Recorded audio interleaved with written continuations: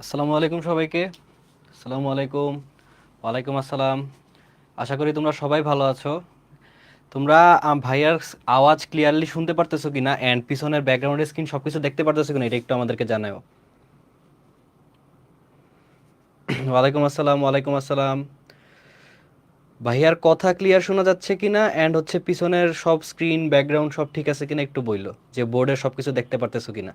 আমরা একটু ওয়েট করি, 2-3 মিনিট, 2-3 মিনিট ওয়েট করে দেন হচ্ছে আমরা আমাদের ক্লাসটা আবার শুরু করি। All clear, all clear. আচ্ছা ঠিক আছে, থ্যাংক ইউ।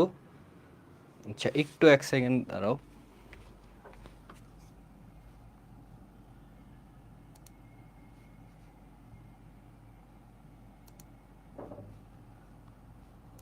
আচ্ছা, সব ঠিক আছে আশা করি তো। ওয়েলকাম সবাইকে। আজকে আমাদের কি চ্যাপ্টার 1-এর লেকচার 2। আজকে হচ্ছে তোমাদের রুটিন অনুযায়ী হচ্ছে আজকে আমাদের ক্লাস ছিল অ্যান্ড ভাইয়ার হচ্ছে সেকেন্ড ক্লাস। ওয়েবসাইটে ক্লাস দেওয়া, হ্যাঁ ওয়েবসাইটে সবগুলো ক্লাস দিয়ে দিব, কোনো প্যারা নাই। ওয়েবসাইটে হচ্ছে ক্লাসগুলো সব চলে যাবে সময় মতো। তোমরা হচ্ছে আপাতত যারা এখন লাইভে আসো, লাইভে হচ্ছে ভালো মতো ক্লাসগুলো করবা। অ্যান্ড আবারও আমি যদি আবার রিপিট করি জিনিসটা, যে কি আমাদের আজকে সেকেন্ড লেকচার, তো ফার্স্ট লেকচারের মধ্যে জিনিসটা সেম হবে। যে জিনিসটা কি করবা, যে তোমরা কমেন্টের মধ্যে মনে করো যে কোনো মানে অন্য কোনো কথা বলবা না, লাইক মনে করো যে নিজেদের কোনো কথা বা হচ্ছে যে মানে পার্সোনাল কোনো বিষয় এসব নিয়ে কোনো কিছু বলবা না, এসব নিয়ে কোনো কথা টথা বলবা না। ভাইয়ার ক্লাসে মনোযোগ দিবা। অ্যান্ড কমেন্টটা কি তোমাদের করারও কোনো দরকার নাই। কোন সময় কমেন্ট করবা, মনে করো যে তোমাদের যদি কোনো টেকনিক্যাল প্রবলেম হয় বা মনে করো যে কোনো যদি সমস্যা হয়, হয়তো হঠাৎ করে কথা শুনতেছো না, লেকচারের কথা আসতে মানে লেকচারের সাউন্ড আসতেছে না, বা হচ্ছে তোমাদের মনে করো বোর্ডের লেখা দেখতে পারতেছো না, তখন হচ্ছে ভাইয়াকে কমেন্ট করে জানাবা, ঠিক আছে? আর ভাইয়ার ওই যে যেটা বলছিলাম, যে ভাইয়ার সামনের স্ক্রিনে কি তোমাদের কমেন্টগুলো আছে। তো যে যে মানে আমি যদি মনে করি কোনো কমেন্ট হচ্ছে আমার রিপ্লাই দেওয়া দরকার, তো আমি অবশ্যই রিপ্লাই দিব। তোমরা কোনো কোয়েশ্চেন থাকলে করবা, ভাইয়ার যদি সামনে কোয়েশ্চেনটা পড়ে ভাইয়া হচ্ছে কি অ্যান্সার দেওয়ার চেষ্টা করবো। ভাইয়া ভালো আছি আলহামদুলিল্লাহ, আশা করি তোমরাও ভালো আছো। তোমরা সবাই ভালো আছো আশা করি। অ্যান্ড কি বললাম, যে আজকে হচ্ছে লেকচার 2, আমাদের চ্যাপ্টার 1-এর আজকে লেকচার 2। আজকে তোমরা এই লেকচারটা করার পর মোটামুটি বলতে পারবা কি যে আমাদের চ্যাপ্টার 1 শেষ, ঠিক আছে? আমাদের আজকে মোটামুটি চ্যাপ্টার 1 শেষ হয়ে যাবে। এরপরে হচ্ছে যে কি চ্যাপ্টার 1-এর হচ্ছে থিওরি পার্টটা শেষ হবে, মানে থিওরি বলতে মানে পুরোটা চ্যাপ্টারই শেষ হবে। বাট ভাইয়া হচ্ছে আরেকটা এক্সট্রা ক্লাস রাখছি, সেটা হচ্ছে কি তোমাদের যত এমসিকিউ আছে, এরপর বলতে পারো যে মানে যা যা এমসিকিউ দেখার দরকার, এরপর মনে করো এরকম কিছু কিছু বলতে গেলে অনুধাবনমূলক কোয়েশ্চেন থাকে, বা হচ্ছে কিছু জ্ঞান কি বলে জ্ঞানমূলক না, মনে করো যে সৃজনশীল কোয়েশ্চেন থাকে, যেটা কি তোমাদের অ্যান্সার করতে কোনো সমস্যা হতে পারে, বা বলতে পারো যে তোমাদের মনে করো বুঝতে একটু সমস্যা হতে পারে। তো নেক্সট ক্লাসটা হচ্ছে ভাইয়া চ্যাপ্টার 1-এর উপর কি ওই এমসিকিউ সলভ, আর হচ্ছে কি তোমাদেরকে হচ্ছে সৃজনশীলের এরকম যদি কোনো অনুধাবনমূলক কোয়েশ্চেন বা জ্ঞানমূলক কোয়েশ্চেন থাকে, যেটা তোমাদের হচ্ছে একটু বলে দেওয়া উচিত। কারণ দেখো জিনিসটা কি হয়, জিনিসটা হচ্ছে তোমাদের মনে করো যে এরকম অনেক কোয়েশ্চেনই থাকতে পারে, যেটা কি অনুধাবনের মধ্যে পড়ানো হয় না, বা বলে পড়ানো হয় না বলতে মনে করো যে মানে অনুধাবনটা লেখার টাইমে তোমরা হয়তো বা কি ভালো মতো লিখতে পারো না, বা কি মনে থাকে না। তো ভাইয়া যদি ওই জিনিসটা তোমাদেরকে ক্লিয়ার করে দেই, তোমাদেরকে যদি বলে দিই, তাহলে কি তোমরা ভাইয়ার কথা শুনেও কি অনেক কিছু লিখতে পারবা। তো এই জন্য হচ্ছে কি আমরা আরেকটা ক্লাস নিব। যেহেতু এটা কি বলছিলাম, আমাদের এটা কি বেসিক টু প্রো কোর্স।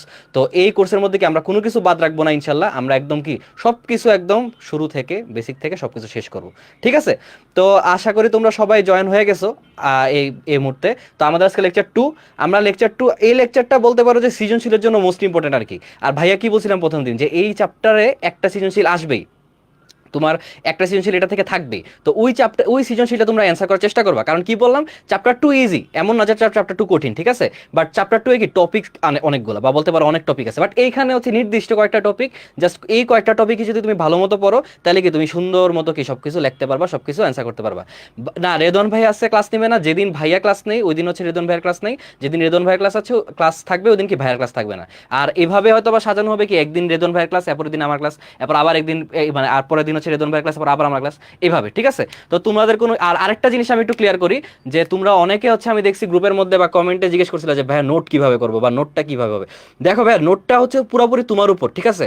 আমি তো স্লাইড দিয়ে দিচ্ছি, স্লাইড হচ্ছে কি সবসময় তোমাদের অ্যাক্সেস থাকবে, স্লাইডটা তুমি দেখে ফেলতে পারবা, দেখতে পারবা। নোট অবশ্যই করতে হবে এই চ্যাপ্টারে। তুমি বলতে পারো যে কি বলে যে এই চ্যাপ্টার থিওরি চ্যাপ্টার এত বেশি নোট না লাগলেও চ্যাপ্টার 5-এ যখন যাবা, 4-এ যখন যাবা, 3 তো অলরেডি রেদন ভাই পড়াইতেছে, তো ওই চ্যাপ্টারগুলোর নোট কিন্তু আরো অনেক জরুরি। আর এই চ্যাপ্টারেরও কি মেইন মেইন যে পয়েন্টগুলো আছে, মেইন মেইন যে টপিকগুলো আছে, ওগুলোর অবশ্যই নোট রাখবা। তাহলে কি হয়, একসাথে তো তোমার সুবিধা হবে, প্লাস কি মনে করো যে তুমি এক্সামের আগে জাস্ট নোটটা যদি ওভারভিউ করে যাও, তাহলে তুমি দেখতে পারবা। এখন 2টা চ্যাপ্টার চলতেছে, অনেকেরই কোয়েশ্চেন নোট কিভাবে করব। নোট মানে রেদন ভাইয়া চ্যাপ্টার 3 পড়ায়, আপনি তো হচ্ছে চ্যাপ্টার 1 পড়াইতেছেন, তাহলে আমি নোটটাকে তুমি একটা ইজি টেকনিক ইউজ করতে পারো। কি করবা, একটা যে তুমি তোমার যে আইসিটি খাতাটা শুরুতে হচ্ছে চ্যাপ্টার 3 মনে করে শুরু করছো, তো চ্যাপ্টার 3 এর নোট কিন্তু শুরু থেকে করতেছো। চ্যাপ্টার 1 এর নোটটা তুমি কি করবা, ভাইয়ার ক্লাসের নোটটা কি করবা, এই ওই খাতাটারই উল্টাই দিবা, ঠিক আছে? ওই খাতা, এখানে তো কোনো খাতা নাই, বা মনে করো যে আমি বই দিয়ে যদি দেখাই যে মনে করো এই বইয়ের মধ্যে তো মনে করো যে নোট, তো এইখান থেকে মনে করো যে তুমি নোট করা শুরু করছো তোমার কি চ্যাপ্টার রেদন ভাইয়ের ক্লাসটা, তো রেদন ভাইয়ের ক্লাসটা যখন তুমি নোট করতেছো এই পাশ থেকে করতেছো, ভাইয়ারটা কি করবা, জাস্ট তুমি খাতাটা উল্টাই দিবা এন্ড কি এইভাবে উল্টা করে শুরু করবা নোটটা করা। তাহলে কি তুমি মনে করো এই পাশে হচ্ছে ভাইয়ার সব নোট হইতে থাকবে, আর ওই পাশে কি রেদন ভাইয়ের নোট হইতে থাকবে। তো এই টেকনিকটা তোমরা ফলো করতে পারো, বা তোমরা কি সবচেয়ে ভালো হয় যদি আরো দুইটা খাতা মেনটেন করো, একটা হচ্ছে ভাইয়ার বা একটা রেদন রেদন ভাইয়ার, বা এইটা না করলে তুমি জাস্ট এই টেকনিকটা করলেই তোমার আর কোনো প্যারা হয় না। যেমন মনে করো ভাইয়ারও ভার্সিটিতে হচ্ছে কি একটা কোর্স হচ্ছে দুইটা টিচার নেয়, তো তখন ভাইয়া কি করে যে একটা কোর্সের টিচার মানে কন্টেন্ট হচ্ছে প্রথম থেকে লিখি, আরেকটা কোর্সে আরেকটা যে টিচার ওই টিচারের কন্টেন্ট হচ্ছে লাস্টের থেকে লিখি। তো এই জিনিসটা তোমরা করতে পারো, আর এছাড়া তোমাদের যেভাবে সুবিধা ওইভাবে নোট করবা, ঠিক আছে? তো আশা করি নোট টোট সবকিছু ক্লিয়ার। আর আচ্ছা, একজন কি লিখছে, আচ্ছা হ্যাঁ, ক্লাস শেষ হওয়ার পর তুমি কিভাবে কিছু না বুঝলে কোশ্চেন করবা, কোনো সমস্যা নাই, তুমি হচ্ছে আমাদের হচ্ছে কি কমেন্টে লিখে রাখো, কমেন্টে টোয়েন্টে মানে প্রশ্নগুলো করে রাখো, ভাইয়া দেখলে ভাইয়াগুলোর অ্যান্সার দিয়ে দিব। এছাড়া কি আমাদের এই গ্রুপে অনেক মডারেটরও থাকবে, তো ওরাও কি তোমার কি অ্যান্সার দিয়ে দিবে। আর একটা হচ্ছে এরকম তো কোনো কথা নাই মনে করো যে জাস্ট ভাইয়াই তোমার অ্যান্সার দিব, বা বলতে পারো যে কি বলে এই অন্য কোনো কেউ অ্যান্সার দিতেছে, তোমরা সবাই তো একজন একজনের বন্ধুর মতোই, তাই না? তো তোমরা মনে করো যে যে কোনো একজন একটা কোয়েশ্চেন করলা লাইভের মধ্যে, আমি এটা বলতেছি না, লাইভ বাদে, যে একটা মনে করো তোমাদের সামনে কোয়েশ্চেন পড়লো, সেই কোয়েশ্চেনটা মনে করো তুমি পারো, তুমি কি করবা, যে কোয়েশ্চেনটা করছে তাকে হেল্প করবা, তাকে কি কোয়েশ্চেনটার অ্যান্সার দিয়ে দিবা, এন্ড ভাইয়াও যদি কোনো অ্যান্সার দেওয়া লাগে তাহলে কি ওইগুলোর অ্যান্সার দিব, কোনো সমস্যা নেই। তো তোমরা যদি কোনো কিছু না বুঝো, কোনো কিছু কোয়েশ্চেন করা লাগে, অবশ্যই কমেন্টে করে রাখবা, যদি কেউ অ্যান্সার দিয়ে দেয় তাহলে তো দিয়ে দিলই, আর যদি আমার মনে হয় যে না আমার ওই টপিকটা দেখানো উচিত বা ওই কোয়েশ্চেনটার অ্যান্সার দেওয়া উচিত, আমি হয়তো বা পরের লাইভে অ্যান্সারটা দিয়ে দিলাম, বা লাইভে দেখলে তো ডাইরেক্টলি তোমার অ্যান্সার দিয়ে দিলাম। আর এই জিনিসটা করার জন্য কি তোমার সবচেয়ে মেইন হচ্ছে তুমি লাইভে ক্লাসটা করো, ক্লাসটা করলে কি লাইভে যদি কোনো কোয়েশ্চেন থাকে লাইভে তুমি কি ডাইরেক্ট অ্যান্সার দিতে পারবে। তো আসো আমরা এখন বিসমিল্লাহ বলে শুরু করি আমাদের লেকচার 2। তো আজকে কি, আজকে বলতে পারো এই চ্যাপ্টারের হচ্ছে মেইন মেইন যে টপিকগুলো, ঠিক আছে, মেইন টপিকগুলো এখানে আছে। কারণ কি এই এই আজকের লেকচারের যে টপিকগুলো আছে ওইখান থেকে বেশিরভাগ হচ্ছে তোমার আসে, কি বলে সৃজনশীল কোয়েশ্চেন আসে। এই জন্য এমন না যে লেকচার 1 থেকে আসবে না, এখন লেকচার 1 থেকেও আসতে পারে, আবার এই লেকচার থেকেও আসতে পারে, বাট এই ক্লাসের টপিকগুলো একটু মেইন মেইন বলতে পারো, ঠিক আছে, মানে একটু বেশি ইম্পর্টেন্ট, কারণ এখানের টপিকগুলো একটু বড়। আগের ক্লাসে তো কি আমরা ভার্চুয়াল রিয়েলিটি পড়ছি, এরপর কি আরো রোবোটিক্স এগুলো পড়ছি, ওগুলো ইম্পর্টেন্ট, বাট লাস্টে কি বলছিলাম যে এই লেকচারটা আরো বেশি ইম্পর্টেন্ট, কারণ এই লেকচারে যেই টপিকগুলো আছে সবগুলো হচ্ছে কি সৃজনশীলের গঘর জন্য। তো চলো আমরা শুরু করি। আমাদের ফার্স্ট টপিক হচ্ছে আজকের ক্রায়োসার্জারি। ফার্স্ট টপিক কি, ক্রায়োসার্জারি। এই যে এই ক্রায়োসার্জারি এই টপিকটা খুবই ইম্পর্টেন্ট, এন্ড এখান থেকে হয়তোবা অনুধাবনমূলক একটা কোশ্চেন যেটা তোমাদের সৃজনশীল আসবে এইটা আসতে পারে, বাকি ডাইরেক্ট বলতে পারো যে কি আসতে পারে তোমার হচ্ছে পুরো একটা সৃজনশীলের মধ্যে গগ হতেও আসতে পারে, ঠিক আছে? তো ক্রায়োসার্জারি জিনিসটা মেনলি কি। আর আরেকটা জিনিস আমি একটু বলে রাখি যে আজকের ক্লাসটা মনে করো যে একটু বায়োলজি টাইপের হবে। এখন ভাইয়া তো সিএসসি তে, তো ভাইয়া বা তোমরাও তো মনে করো যারা সামনে আইসিটি তে পড়বা তারা কি, তোমরা তো সিএসসি মানে কি ওখানে বায়োলজির কোনো কাজ নাই। তো তো আজকের ক্লাসটা কি একটু বায়োলজি কেন্দ্রিক, মনে করো যে আমাদের এই যে ক্রায়োসার্জারি আছে, জেনেটিক ইঞ্জিনিয়ারিং আছে, এরপর বলতে পারো যে একটু আসতে বলেন, কোনো প্যারা নেই, প্যারা নাই, তোমাদের দেখবা যে ভাইয়ের সাথে মানে পড়তে পড়তে অভ্যাস হয়ে গেছে, আসতেই বলবো, কোনো প্যারা নিও না। আচ্ছা, যেটা বলতেছিলাম যে মনে করো যে কি ক্রায়োসার্জারি, এরপর genetic engineering, biometrics, bio informatics এগুলো আছে। তো এগুলা কি একটু বায়োলজি টাইপের জিনিসপাতি, তো তোমরা একটু মুখস্থ করার চেষ্টা করবে এগুলা। এই জন্য আবার এরকম করো না যে বুঝতেছো না, অবশ্যই বুঝে বুঝে কি সুন্দর মতো মুখস্থ করবা, তাইলে কি তুমি অ্যান্সার করতে পারবা। আর এরকম না যে এখানে অনেকগুলো টপিক, যেটা বারবার বলতেছি, তোমাদের মনে করো যখন তোমরা পরীক্ষাটা দিবা এইচএসসি টাইমে, তখন এই চ্যাপ্টারটাই মনে করো যে একটা মানে তোমাদের একটা মেইন বন্ধুর মতো চ্যাপ্টার হবে। কারণ কি, কারণ এখানে টপিক এত বেশি নাই, তুমি সুন্দর মতো কি এই জাস্ট সিলেক্টেড টপিকগুলো যদি পড়ে যাও, ওইখান থেকেই সৃজনশীল আসবে, ওইখান থেকেই এমসিকিউ আসবে, ওগুলো অ্যান্সার করতে পারবা। আর ভাইয়ের স্লাইডটা তো সুন্দর মতো ভাবে করাই আছে, যেন কি তোমরা জাস্ট স্লাইড ওভারভিউ করলে যেন পুরো চ্যাপ্টার পড়া হয়েছে। তো ক্রায়োসার্জারি জিনিসটা কি, ক্রায়োসার্জারি হচ্ছে, আমি তো তোমাদেরকে আগে একটু নর্মালি বলি যে ক্রায়োসার্জারি জিনিসটা কি, যে তোমার মনে করো যে একটা কোষ বা একটা টিস্যুর মধ্যে মনে করো যে ওই টিস্যুটা হচ্ছে কোনো সমস্যা হয়েছে, বা বলতে পারো যে কি বলো ওই টিস্যুটা কোনো কারণে মানে ওই যে জীবাণুযুক্ত হয়েছে বা কিছু একটা এরকম হয়েছে, তখন ক্রায়োসার্জারিতে জিনিসটা কি করা হয়, ওই টিস্যুটা একদম এরকম ভাবে ঠান্ডা করা হয়, ওই ঠান্ডা মানে ঠান্ডা পরিবেশটার জন্য কি সেই টিস্যুটা হচ্ছে যে বিস্তার করতে পারে না, বাকি টিকে থাকতে পারে না। কারণ কি, ওই ঠান্ডা করার ফলে হচ্ছে তার মধ্যে অক্সিজেন আর হচ্ছে কি রক্ত প্রবাহ হচ্ছে বন্ধ হয়ে যায়। তো ওই অক্সিজেন প্রবাহ রক্ত প্রবাহ না হলে কি টিস্যুটা বলতে পারো যে অকার্যকর হয়ে যায় এবং ওই টিস্যুটা ধ্বংস হয়। তো এইটাই তো মেইন না, মানে মনে করো যে ওই টিস্যুটাই যদি ধ্বংস হয়ে যায় তাহলে কি তোমার তোমার যে মানে নষ্ট টিস্যুটা বা মনে করো জীবাণু আক্রান্ত যে টিস্যুটা ছিল, তাহলে ওটা কি তোমার মানে চলে গেল জিনিসটা, তাহলে কি তুমি ঠিক হয়ে গেলা। এই জিনিসটা হচ্ছে মেইনলি কি ক্রায়োসার্জারি। ভাইয়া তো দেখো নর্মাল বুঝলাম, এখন বই এখন তুমি পড়লেই বুঝবা যে কি ক্রায়োসার্জারি হচ্ছে এক প্রকার চিকিৎসা পদ্ধতি যার মাধ্যমে অত্যাধিক শীতল তাপমাত্রায় মানে অনেক শীতল করা হয়। কারণ তুমি আমি তোমার একটা নর্মাল জিনিস বলি, মনে করো যে ব্যাকটেরিয়া বা হচ্ছে তোমার যে কোনো প্রকার মানে যে টিস্যু বা ইয়া, বা তুমি মনে করো তোমার একটা জিনিস বলি যে তোমাকে যদি আমি হঠাৎ করে পাহাড়ের উপরে নিয়ে যাই, তাহলে কিন্তু তুমি স্বাভাবিকভাবে শ্বাস প্রশ্বাস মানে গ্রহণ করতে পারবে না বা নিঃশ্বাস নিতে পারবে না। কেন জানো? কারণ পাহাড়ের উপরে দেখা যাবে কি বায়ুর চাপ বেড়ে গেছে। এরপর মনে করো যে তোমাকে যদি হঠাৎ করে পানির নিচে নিয়ে যাই, তখন কি তখন ওখানে তো বায়ুর মনে করো কি আরো পানির জন্য কি তুমি শ্বাসটা নিতেই পারতেছো না। তো সেম জিনিসটা হচ্ছে তোমার টিস্যুকে যদি এখন, বা তুমি আরেকটা জিনিস চিন্তা করো যে তোমাকে যদি আমি হঠাৎ করে মানে এখন তুমি যে অবস্থায় আছো এই অবস্থায় যদি আমি একটা তুষারপাত হইতেছে এমন একটা দেশে নিয়ে যাই, তখন কি তুমি স্বাভাবিকভাবে থাকতে পারবা না? তোমার অবশ্যই কি হয়তো বা কি শ্বাসকষ্ট হবে, বা হচ্ছে কি তোমার মানে ইন্টারনাল ব্লিডিং হইতে পারে, এমন হইতে পারে। বাকি তোমার ওই শীতল তাপমাত্রার জন্য কি তোমার বডি মানে ওইটার সাথে খাপ খাওয়াই নিতে পারবে না।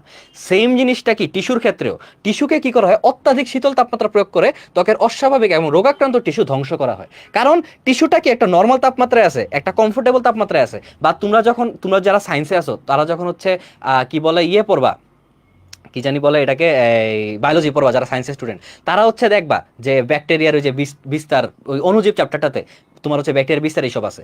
ওইখানেও তোমার জিনিসটা ভালো মতো পড়বা যে কি একটা অনুকূল পরিবেশ লাগে একটা ব্যাকটেরিয়ার জীবন মানে ইয়ে করার জন্য।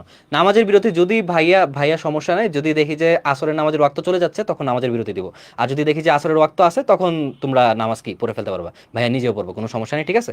তো যেটা বলতেছিলাম যে তখন তোমরা কি বায়োলজিতে দেখবা যে ব্যাকটেরিয়া হচ্ছে যে জীবন যে বিস্তারটা, ওই জীবন বিস্তারটার সময় কি তার হচ্ছে একটা অনুকূল পরিবেশ দরকার। সে যদি ওই অনুকূল পরিবেশটাতে না থাকে, তার তুমি যদি মানে কি বলে ওইটারে একটা ঝামেলা করে দিতে পারো, তাহলে কি সে ভালো মতো জীবন বিস্তার করতে পারবে না। এই টিস্যুর ক্ষেত্রে এই জিনিসটা সেম।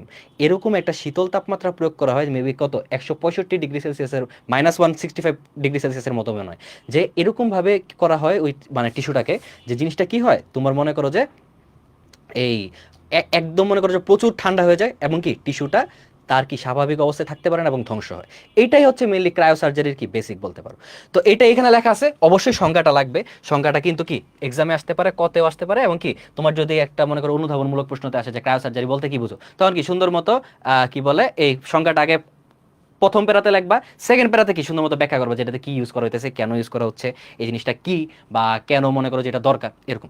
এরপর কি আছে আমাদের, ডাক্তার ইরভিং কুপার এবং আর্নল্ড লির হাত ধরে আধুনিক ক্রায়োসার্জারি যাত্রা শুরু হয়। তরল নাইট্রোজেন এবং অন্যান্য ক্রায়োজেনিক এজেন্ট, এই জিনিসটা একটু ভালো মতো বুঝো, ঠিক আছে? ক্রায়োজেনিক এজেন্ট, ঠিক আছে? ক্রায়োজেনিক এজেন্ট এই জিনিসটা মেইনলি কি, ক্রায়োজেনিক এজেন্ট জিনিসটা হচ্ছে যে তোমার ক্রায়োসার্জারিতে যেই জিনিসটা ব্যবহার করা হয়, কি বললাম, ক্রায়োসার্জারিতে যে জিনিসটা ব্যবহার করা হয়, যেমন কি এখানে কি কি আছে একটু দেখো। এখানে আছে, এর মধ্যে আছে হচ্ছে, দ্বারা একটু কালারটা যদি চেঞ্জ করে নিই, এর মধ্যে আছে হচ্ছে তরল নাইট্রোজেন, কি তরল নাইট্রোজেন, এরপর আছে কি nitrous oxide, carbon dioxide, argon, ethyl chloride, ঠিক আছে? আর্গন, ইথাইল ক্লোরাইড এবং কি তোমার হচ্ছে ফ্লোরিনেটেড হাইড্রোকার্বন, ঠিক আছে? ফ্লোরিনেটেড হাইড্রোকার্বন, এই জিনিসগুলো হচ্ছে তোমার ক্রায়ো এজেন্ট। এই জিনিসগুলো কি তোমার ক্রায়োজেনিক এজেন্ট। মানে কি এই এই জিনিসগুলো হচ্ছে তোমার ক্রায়োসার্জারিতে ব্যবহার করা হয়। ওই যে টিস্যুতে তুমি এই যে এই ছবিটা যদি দেখো, এই ছবিটা যদি তুমি মানে ভালো মতো খেয়াল করো, এখানের মধ্যে কি এই জিনিসটা দিয়ে ফার্স্টে হচ্ছে কি এই জায়গাটাকে হচ্ছে একদম অত্যাধিক পরিমাণে শীতল করা হচ্ছে। কি করা হচ্ছে? অত্যাধিক পরিমাণে শীতল করা হচ্ছে। এবং এই জিনিসটা হচ্ছে আগে শীতল করা হয়, শীতল করার পরে এই যে দেখো এখানে যে একটু মানে স্নোফলের মতো বা বলতে পারো যে কি নীল নীল যে এই জিনিসগুলো বুঝাইছে, এই জিনিসগুলোর মধ্যে কি আসলে এই যে ক্রায়োজেনিক এজেন্টটা দিয়ে দেওয়া হইতেছে এই টিস্যুর মধ্যে। এই ক্রায়োজেনিক এজেন্টটা যখন এই টিস্যুর মধ্যে যাচ্ছে, তখন কি এটাকে একটা শীতল পরিবেশ সৃষ্টি করতেছে। এরপর বলতে পারো কি এই জিনিসটার মানে যে স্বাভাবিক বৃদ্ধি যেটা ওটা কি মানে ব্যাহত করে দিচ্ছে, যার ফলে কি এই টিস্যুটা আস্তে আস্তে ধ্বংস হয়ে যাবে। তো এইভাবেই হচ্ছে কি তোমার ক্রায়োসার্জারিটা কি তোমার হচ্ছে যে মানে ক্রায়োসার্জারিটা প্রয়োগ করা হয়। আর ক্রায়োসার্জারির মধ্যে কি যে কোন এজেন্টটা দেওয়া হয় বা কি কি ইউজ করা হয়, ওটা হচ্ছে কি nitrous oxide, carbon dioxide, argon, ethyl chloride এবং কি ফ্লোরিনেটেড হাইড্রোকার্বন। এর মধ্যে নাইট্রাস অক্সাইড, তরল নাইট্রোজেন আর হচ্ছে আর্গন, এই তিনটা নাম একটু ভালো মতো মনে রাখবা, কারণ এই তিনটা সম্পর্কে কি তোমার নবীর থেকে আসতে পারে। যেমন মনে করো কি তোমার হঠাৎ নবী থেকে একটা জিজ্ঞেস করতে পারে যে নিচের কোনটি কোনটি ক্রায়োজেনিক এজেন্ট, ঠিক আছে? ওইখানে মনে করো এগুলো দিল, প্লাস হচ্ছে তোমার মনে করো অন্য কিছু একটা দিয়ে দিল, বা মনে করো যে সালফিউরিক অ্যাসিড দিয়ে দিল, তখন কিন্তু তুমি কি সালফিউরিক অ্যাসিডে হচ্ছে তোমার এই সালফিউরিক অ্যাসিড কি ক্রায়োজেনিক কোনো এজেন্ট না, তখন কি নবী থেকে তোমার এই জিনিসটা সেট মানে কি বলে টিক দিতে হবে কি এই তিনটাতে। তো এই তিনটা নাম একটু ভালো মতো মনে রাখো, আমি বারবার বলতেছি এটা ইম্পর্টেন্ট, কারণ এটা নবীতে আমার যা মনে হয়, ভাইয়া যখন এইচএসসি দিছিলাম তখন মনে হয় এই কি বলে এমসিকিউটা আসছিল যে নিচের কোনটি ক্রায়োজেনিক এজেন্ট, ঠিক আছে। এই জন্য এটা একটু আমি স্টার্ট দিয়ে দিলাম, যেগুলো একটু মনে রেখো: তরল nitrogen, nitrous oxide, carbon dioxide, argon, ethyl chloride এবং ফ্লোরিনেটেড হাইড্রোকার্বন, ঠিক আছে। আর এগুলা কি ব্যবহার করে কি ক্রায়োসার্জিক্যাল চিকিৎসা আরও উন্নতি সাধন করা হয়। এখন যদি আমরা তাহলে নেক্সট স্লাইডে যাই, এবার ক্রায়োসার্জারি মানে মেইনলি এখন আমরা ব্যাখ্যাটা পড়বো যে ক্রায়োসার্জারি জিনিসটা কি বা ক্রায়োসার্জারিতে কি কি করে। ক্রায়োথেরাপিতে টিউমার টিস্যুর তাপমাত্রা 12 সেকেন্ডের ভিতরে, কতক্ষণের মধ্যে 12 সেকেন্ডের ভিতরে, এই যে একটু আগে যেটা ভাই বলছিলাম -120 ডিগ্রি থেকে -165 ডিগ্রি সেলসিয়াস, ঠিক আছে, -120 ডিগ্রি থেকে -165 ডিগ্রি সেলসিয়াসে তাপমাত্রা নিয়ে আসা হয়। এই জিনিসটা একটু ভালো মতো মনে রাখবা, কারণ তোমরা যদি এই মেইন পয়েন্টগুলা যেগুলো হচ্ছে লাল কালারের দিচ্ছি, মেইন জিনিসগুলো কি বলে যে ইয়েগুলো দিচ্ছি তোমাদের দাগায় দিচ্ছি, এই পয়েন্টগুলো কিন্তু তোমাদের খাতায় থাকা লাগবে। তোমরা যদি এই পয়েন্টগুলো খাতার মধ্যে না লেখো তাহলে কিন্তু নাম্বার পাবা না। যেমন কি এই জিনিসটা অবশ্যই উল্লেখ করতে হবে কি যে 12 সেকেন্ডের ভিতর, এইটাতে তুমি একটু ঝামেলা লাগালে সমস্যা নেই, বাট এই জিনিসটা ভালো মতো মনে রাখবো যে 12 সেকেন্ডের ভিতর, 12 সেকেন্ডের ভিতর কি তাপমাত্রা একটা কোষের একটা টিস্যুর তাপমাত্রা কমায় হচ্ছে কি -120 ডিগ্রি থেকে -165 ডিগ্রি সেলসিয়াসে নিয়ে আসা হয়। ভাইয়া ভুলেও প্লাস দিয়ে দিও না, ঠিক আছে, মাইনাস কিন্তু দিতে হবে, এটা কিন্তু শীতল করা হয়।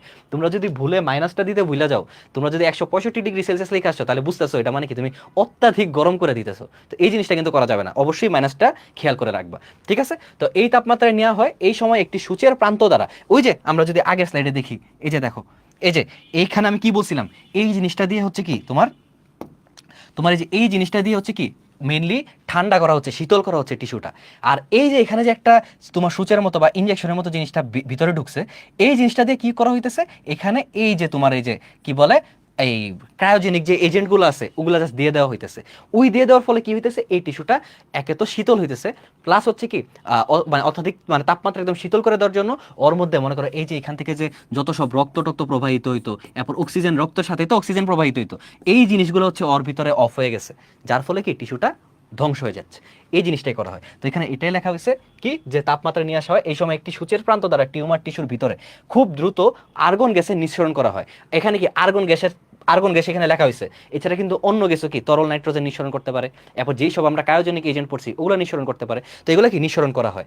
তাপমাত্রার অত্যাধিক হ্রাসের ফলে কোষের পানি জমাটবদ্ধ হয়ে ওই টিস্যুতে একটি বরফ পিণ্ডে পরিণত হয়। মানে কি তুমি এটা যেটি স্বাভাবিক না, -0 ডিগ্রি সেলসিয়াস মানে 0 ডিগ্রি সেলসিয়াসের পরে যখন তোমার মাইনাস হয়, দেখা যায় না, তুমি একজন কমেন্ট করছে দেখা যায় না, সবাই কি দেখতে পারতেছো না, ক্লিয়ার আছে না?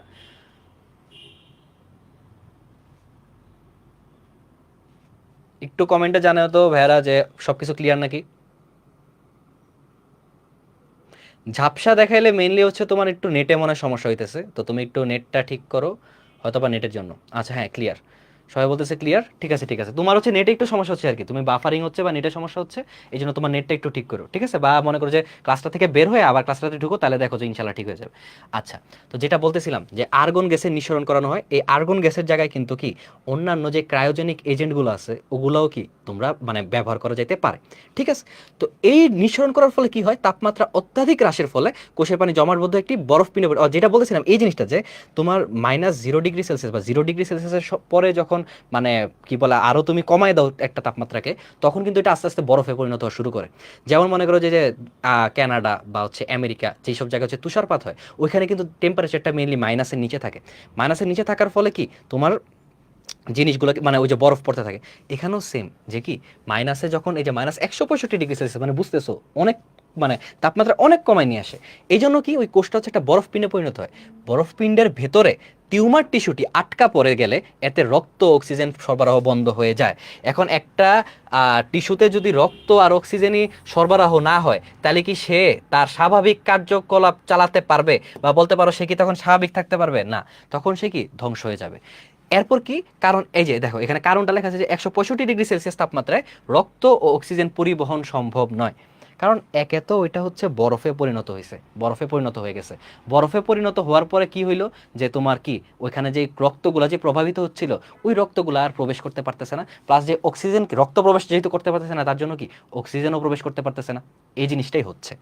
পরে কি লেখছে যে এর ফলে জমাটবদ্ধ টিউমার টিস্যু ক্ষয় সাধিত হয়। আবার সূচের প্রান্ত দিয়ে টিউমার টিস্যুটির ভেতরে হিলিয়াম গ্যাস নিঃসরণের মাধ্যমে টিস্যুটির তাপমাত্রা 20 ডিগ্রি থেকে 40 ডিগ্রি সেলসিয়াসে উঠানো হয়। তা আমি দাঁড়াও, এটা আমি তোমাকে একটু ভালো মতো বলতেছি যেন তোমরা মনে একদম না ভুলো। উঠানো হয় তখন কি জমাটবদ্ধ টিউমার টিস্যুটির বরফ গলে যায় এবং এই টিস্যুটি ধ্বংস হয়ে যায়। তা আমি তোমাকে এবার লাস্টলি একদম ভালো মতো একটা ব্রিফলি বলে দিই জিনিসটা কি করা হচ্ছে। ক্রায়োসার্জারিতে মেনলি কি কিছু ক্রায়োজেনিক এজেন্ট ইউজ করা হচ্ছে, যেমন কি তরল নাইট্রোজেন, এরপর কি আর্গন গ্যাস, এগুলো। ফার্স্টে কি করা হচ্ছে, একটা মানে ওই জিনিসটা যখন প্রবেশ করে কি 12 সেকেন্ডের ভিতরে কি তোমার তাপমাত্রা কমায় -100 120 ডিগ্রি সেলসিয়াস থেকে কি 165 ডিগ্রি সেলসিয়াসে কি টিস্যুটার তাপমাত্রা নিয়ে নেওয়া হইতেছে। এই যে তুমি মাইনাসে তাপমাত্রা নিয়ে নিতেছো, এটার ফলে কি হয়েছে, তাপমাত্রা মাইনাসে চলে যাওয়ার জন্য এই টিস্যুটা একটা বরফ পিণ্ডে পরিণত হচ্ছে। কিসে পরিণত হচ্ছে? বরফ পিণ্ডে। এই যে বরফ পিণ্ডে পরিণত হলো, এর ফলে কি এই টিস্যুর ভিতরে তোমার অক্সিজেন এবং পানি, সরি, রক্ত এবং পানি, রক্ত এবং অক্সিজেন কি সরবরাহ হচ্ছে না। কারণ কি, প্রথমত রক্তর মাধ্যমেই তো অক্সিজেনটা সরবরাহ হওয়ার কথা, বাট যেহেতু রক্ত সরবরাহ হচ্ছে না, তার ফলে কি অক্সিজেনও ঠিকঠাক মতো সরবরাহ হয় না। এর ফলে কি কোষের, এইভাবে লাগতে পারো যে কোষের কি বা টিস্যুর কি স্বাভাবিক কার্যকলাপে ব্যাঘাত সৃষ্টি হয়। দেন কি আমরা পরবর্তীতে আবার কি কিসের মাধ্যমে? হিলিয়াম গ্যাস নিঃসরণের মাধ্যমে। এই জিনিসটা একটু ইম্পর্টেন্ট। কি, কোন গ্যাস নিঃসরণের মাধ্যমে? Helium gas. এরপর আমরা কি হিলিয়াম গ্যাস নিঃসরণের মাধ্যমে টিস্যুটির তাপমাত্রা আবার কি 20 ডিগ্রি থেকে 40 ডিগ্রি সেলসিয়াসে উঠানো হয়। এর ফলে কি বরফ পিণ্ডটা ভেঙে যায়, মানে বরফটা নর্মাল অবস্থায় চলে যায় টিস্যুটা, এবং কি টিস্যুটা ধ্বংস হয়। কেন ধ্বংস হয়? ওই যে কারণ এটার এতক্ষণ এটার মধ্যে কি অক্সিজেন বা বলতে পারো কি কি বলে রক্ত প্রবাহিত হচ্ছিল না। এরপরে যখন নর্মাল অবস্থায় ফিরে গেছে তখন এই টিস্যুটা ধ্বংস হয়ে যায়। এটাই হচ্ছে মেইনলি। তো বলো কোনো সমস্যা আছে? একদম ক্লিয়ার মতো বুঝছো সবকিছু? তো এটা কিন্তু আমি এত ব্যাখ্যা করে কেন বলছি, কারণ কি ভাইয়ার কথাগুলো যদি তুমি মনে রাখো তাহলে কি সুন্দর মতো কি এক্সাম হলে লিখতে পারবা। আর এটা কিন্তু ইম্পর্টেন্ট, ক্রায়োসার্জারি কিন্তু আমি বারবার বলতেছি, ক্রায়োসার্জারি হচ্ছে তোমার এক্সামের সৃজনশীলের জন্য খুবই ইম্পর্টেন্ট। তোমার একটা একটা সৃজনশীল চ্যাপ্টার থেকে থাকবেই, কারণ এই চ্যাপ্টার থেকে যে সৃজনশীলটা আসবে এটা কি ক্রায়োসার্জারি থেকে আসতে পারে। তোমার মনে করো যে সৃজনশীল উদ্দীপকে দিয়ে দিল যে একটা শীতল প্রক্রিয়া, একটা মানে চিকিৎসা পদ্ধতি ইউজ করা হয়, ওই পদ্ধতিটা কি, বা ক্ষতে তোমার অনুধাবনে বলতে পারে কি যে ক্রায়োসার্জারি বলতে কি বুঝো, তখন কি সুন্দর মতো মেইন মেইন জিনিসগুলো লিখবা। যদি মেইন মেইন জিনিসগুলা না লেখো তাহলে কিন্তু তুমি নাম্বার পাবা না, বারবার বলতেছি। যেমন কি এখানে মেইন মেইন জিনিস মধ্যে একটা আছে -120 ডিগ্রি থেকে 165 ডিগ্রি সেলসিয়াস, একটা আছে যে কি পরে 20 ডিগ্রি থেকে 40 ডিগ্রি সেলসিয়াস জিনিসটা উঠায় নেয়, আরেকটা আছে কি কোন কোন ক্রায়োজেনিক এজেন্টগুলো কি এখানে নিঃসরণ হয়। এখানে কিন্তু আর্গন গ্যাসেরটা বলছে, বাট তুমি অন্য তরল নাইট্রোজেন এগুলোও নিঃসরণ করতে পারো। সেকেন্ডলি হচ্ছে কি তুমি আরেকটা জিনিস অবশ্যই লাগবা কি, যে এই শীতল তাপমাত্রার ফলে এবং কি ক্রায়োজেনিক এজেন্টগুলোর জন্য কি হচ্ছে, তোমার রক্ত ও অক্সিজেন পরিবহন বন্ধ হয়ে যাচ্ছে। ঠিক আছে, এই জিনিসগুলো উল্লেখ করবা, তাহলে লিখতে পারো। তো আশা করি তোমরা বুঝছো। এখন আসো আমরা নেক্সট স্লাইডে যাইতে।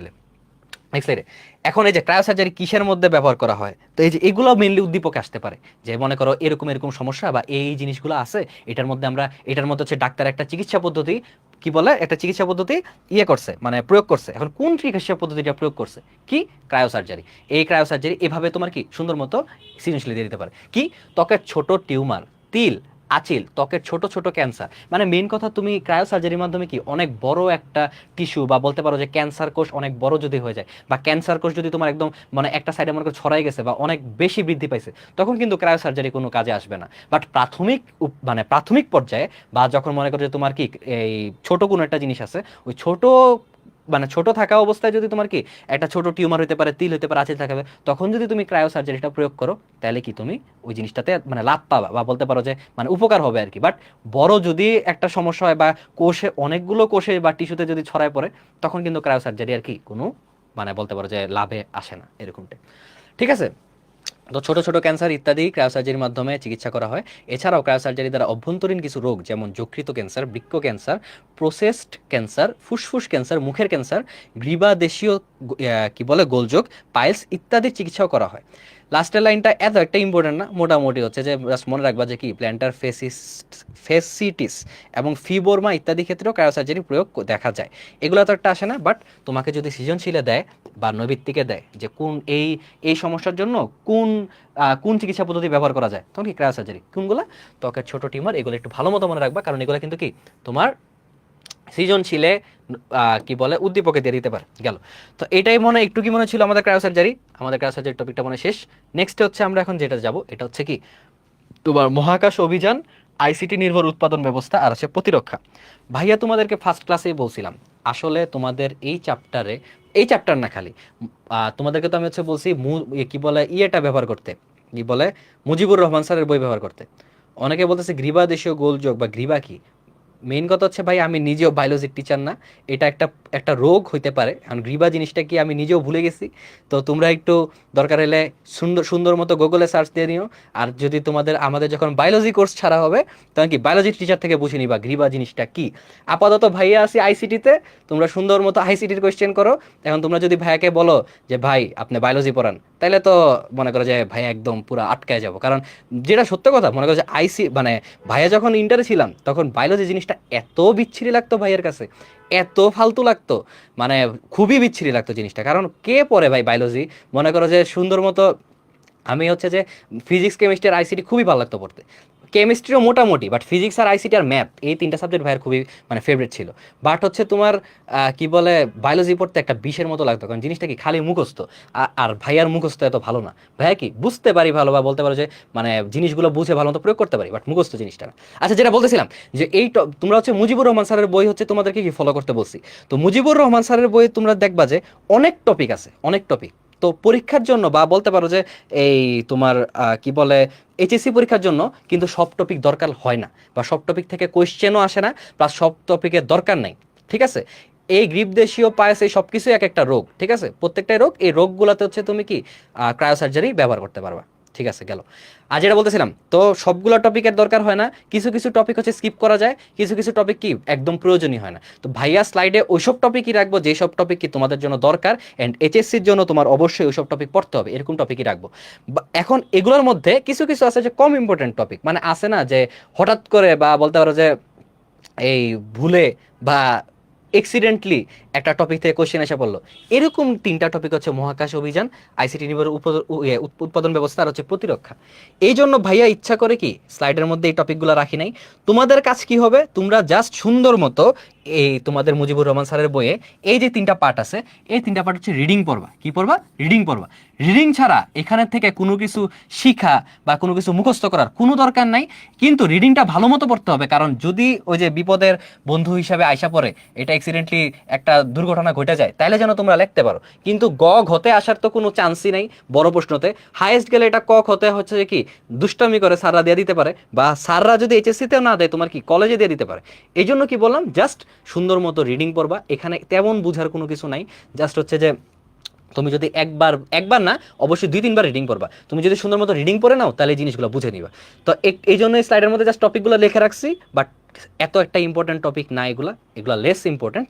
পরের থেকে যদি পরে যে টপিকগুলো সেগুলো বেশি ইম্পর্টেন্ট, এই জন্য ওগুলো স্লাইড রাখছি। ঠিক আছে, যদি আরেকটা জিনিস, যদি তোমরা মনে করো যে না ওইগুলো পরে কোনো কিছু বুঝতেছো না, তাহলে তোমরা কমেন্ট করো, ভাইয়া হচ্ছে কি চেষ্টা করবো তোমার হচ্ছে কি কমেন্টগুলোর অ্যান্সার দেওয়ার। বাট আশা করি তোমাদের কমেন্টেরও কোনো কিছু করা লাগবে না, তোমরা সুন্দর মতো কি জাস্ট রিডিং পড়বা 2-3 বার, তাহলে তোমাদের হয়ে যাবে। এখন যদি আমরা নেক্সট স্লাইডে যাই। আচ্ছা, এবার আমাদের হচ্ছে কি আরেকটা ইম্পর্টেন্ট টপিক, সেটা কি বায়োমেট্রিক্স। সেটা কি বায়োমেট্রিক্স, এইটা হচ্ছে তোমার সৃজনশীলের গ ঘর জন্য আরেকটা ইম্পর্টেন্ট টপিক। আরেকটা কি ইম্পর্টেন্ট টপিক, অবশ্যই গ হতে এটা আসা পড়তে পারে, গ হতে না দিলে কি ক হতে আসতে পারে। মানে বললাম না আজকের যে টপিকগুলো আছে সবগুলোই মনে করো যে একদম হট টপিক টাইপের।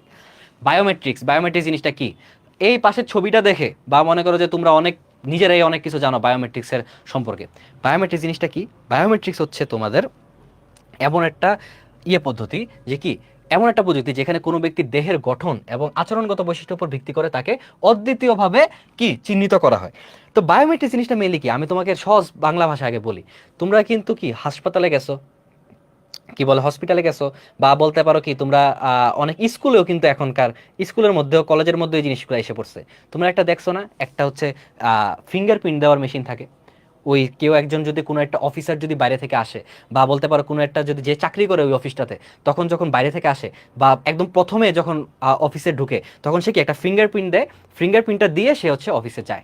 এই যে ফিঙ্গারপ্রিন্টটা দিতেছে, এটা মেনলি আসলে কি করতেছে বা এটা কি হইতেছে, এটাই হচ্ছে তোমার কি বায়োমেট্রিক্স। এটা কি তোমার বায়োমেট্রিক্স। বায়োমেট্রিক্স জিনিসটা কি, আগে মনে করো আগের কালে বা এখনো অনেক জায়গায় ব্যবহৃত হয়, বাট আগে কি সবচেয়ে বেশি ব্যবহৃত হতো কি হাল খাতা আছে না, হাল খাতা টাইপের, বা বলতে পারো যে প্রেজেন্ট শিটের টাইপের, যে মানুষরা আসতো, আয়সা হচ্ছে নিজেদের একটা টাইম লাগতো, সময় লাগতো, সাইন দিত, এইভাবে কি প্রেজেন্টটা দিত। বা বলতে পারো যে তোমার কি বলে অন্য অন্যভাবে হচ্ছে কেউ ওখানে বসে থাকতো, তাকে বলতো যে আচ্ছা আমি আসছি, সে কি একটা প্রেজেন্টটা নিত এরকমভাবে। কিন্তু আপাতত প্রযুক্তির উন্নতির ফলে অ্যান্ড মানে এই যে মনে করো যে তুমি হালখাতা যে একটা ব্যবহার করা হইতেছে, এটার মধ্যে কিন্তু ইজিলি 2 নাম্বারই করা যায়। কি 2 নাম্বারই করা যায়? মনে করো একটা মামা বসে আছে, আমি মামারে বললাম যে মামা আপনি আমার একটু একটু দেন না, একটু টাইমটা একটু আগায় দেন, মানে আমি লেট করে আসছি, আপনি একটু আগায় দেন, সমস্যা কি, আপনি তো আমার মামাই লাগেন। এরকম করে কি ওইখানে 2 নাম্বারই করা যাচ্ছে। বাট যে বায়োমেট্রিক্স ব্যবহার করতেছে, বা মনে করো বায়োমেট্রিক্স পদ্ধতিতে যদি ফিঙ্গারপ্রিন্টের মাধ্যমে হচ্ছে তোমার প্রেজেন্টটা নেওয়া হচ্ছে, ওইখানে 2 নাম্বারই করার কোনো সুযোগ নাই। 2 নাম্বারই করার কারণ কোনো সুযোগ নেই, কারণ তুমি যখন ওখানে ফিঙ্গারপ্রিন্ট দিবা, তোমার নির্দিষ্ট একটা ফিঙ্গারপ্রিন্ট, এটা তোমারই আছে, ওই ফিঙ্গারপ্রিন্টটা কিন্তু তোমার আরেকজনের নাই। এখানে আমরা যতজন, আমরা এখন 50 জনের মতো লাইভ দেখতেছি, আর আমি সহ 51 জন আছি। এই 51 জনের কিন্তু 51 রকমের হচ্ছে ফিঙ্গারপ্রিন্ট, কারোর সাথে কারো ম্যাচ করবে না, না আমার সাথে তোমার ম্যাচ করবে, না তোমার সাথে আমার বা যে কারো ম্যাচ করবে।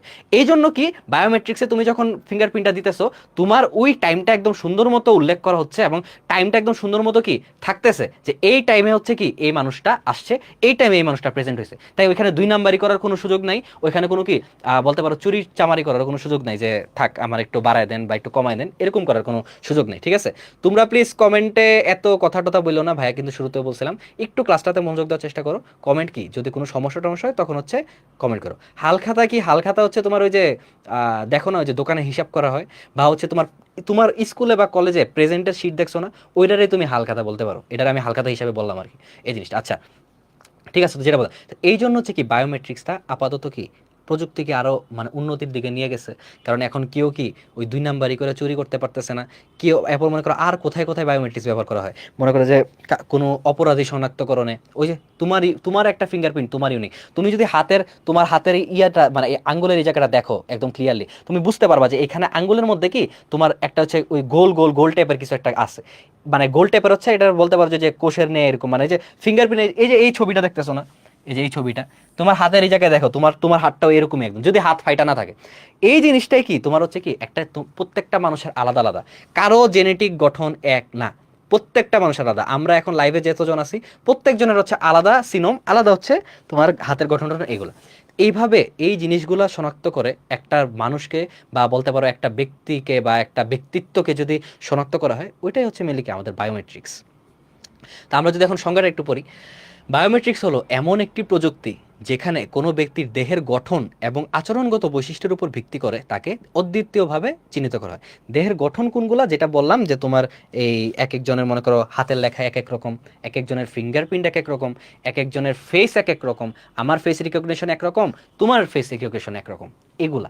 আর আরেকটা এখানে লেখা কি তোমার হচ্ছে বৈশিষ্ট্যের উপর ভিত্তি করে, যে বৈশিষ্ট্যের উপর ভিত্তি করে আমি এটা বলতে কি, ওই যে তুমি যেভাবে হ্যান্ডরাইটিং বা লেখো, এটা কিন্তু অন্য কেউ একদম হুবহু টোটালি কপি করতে পারবে না।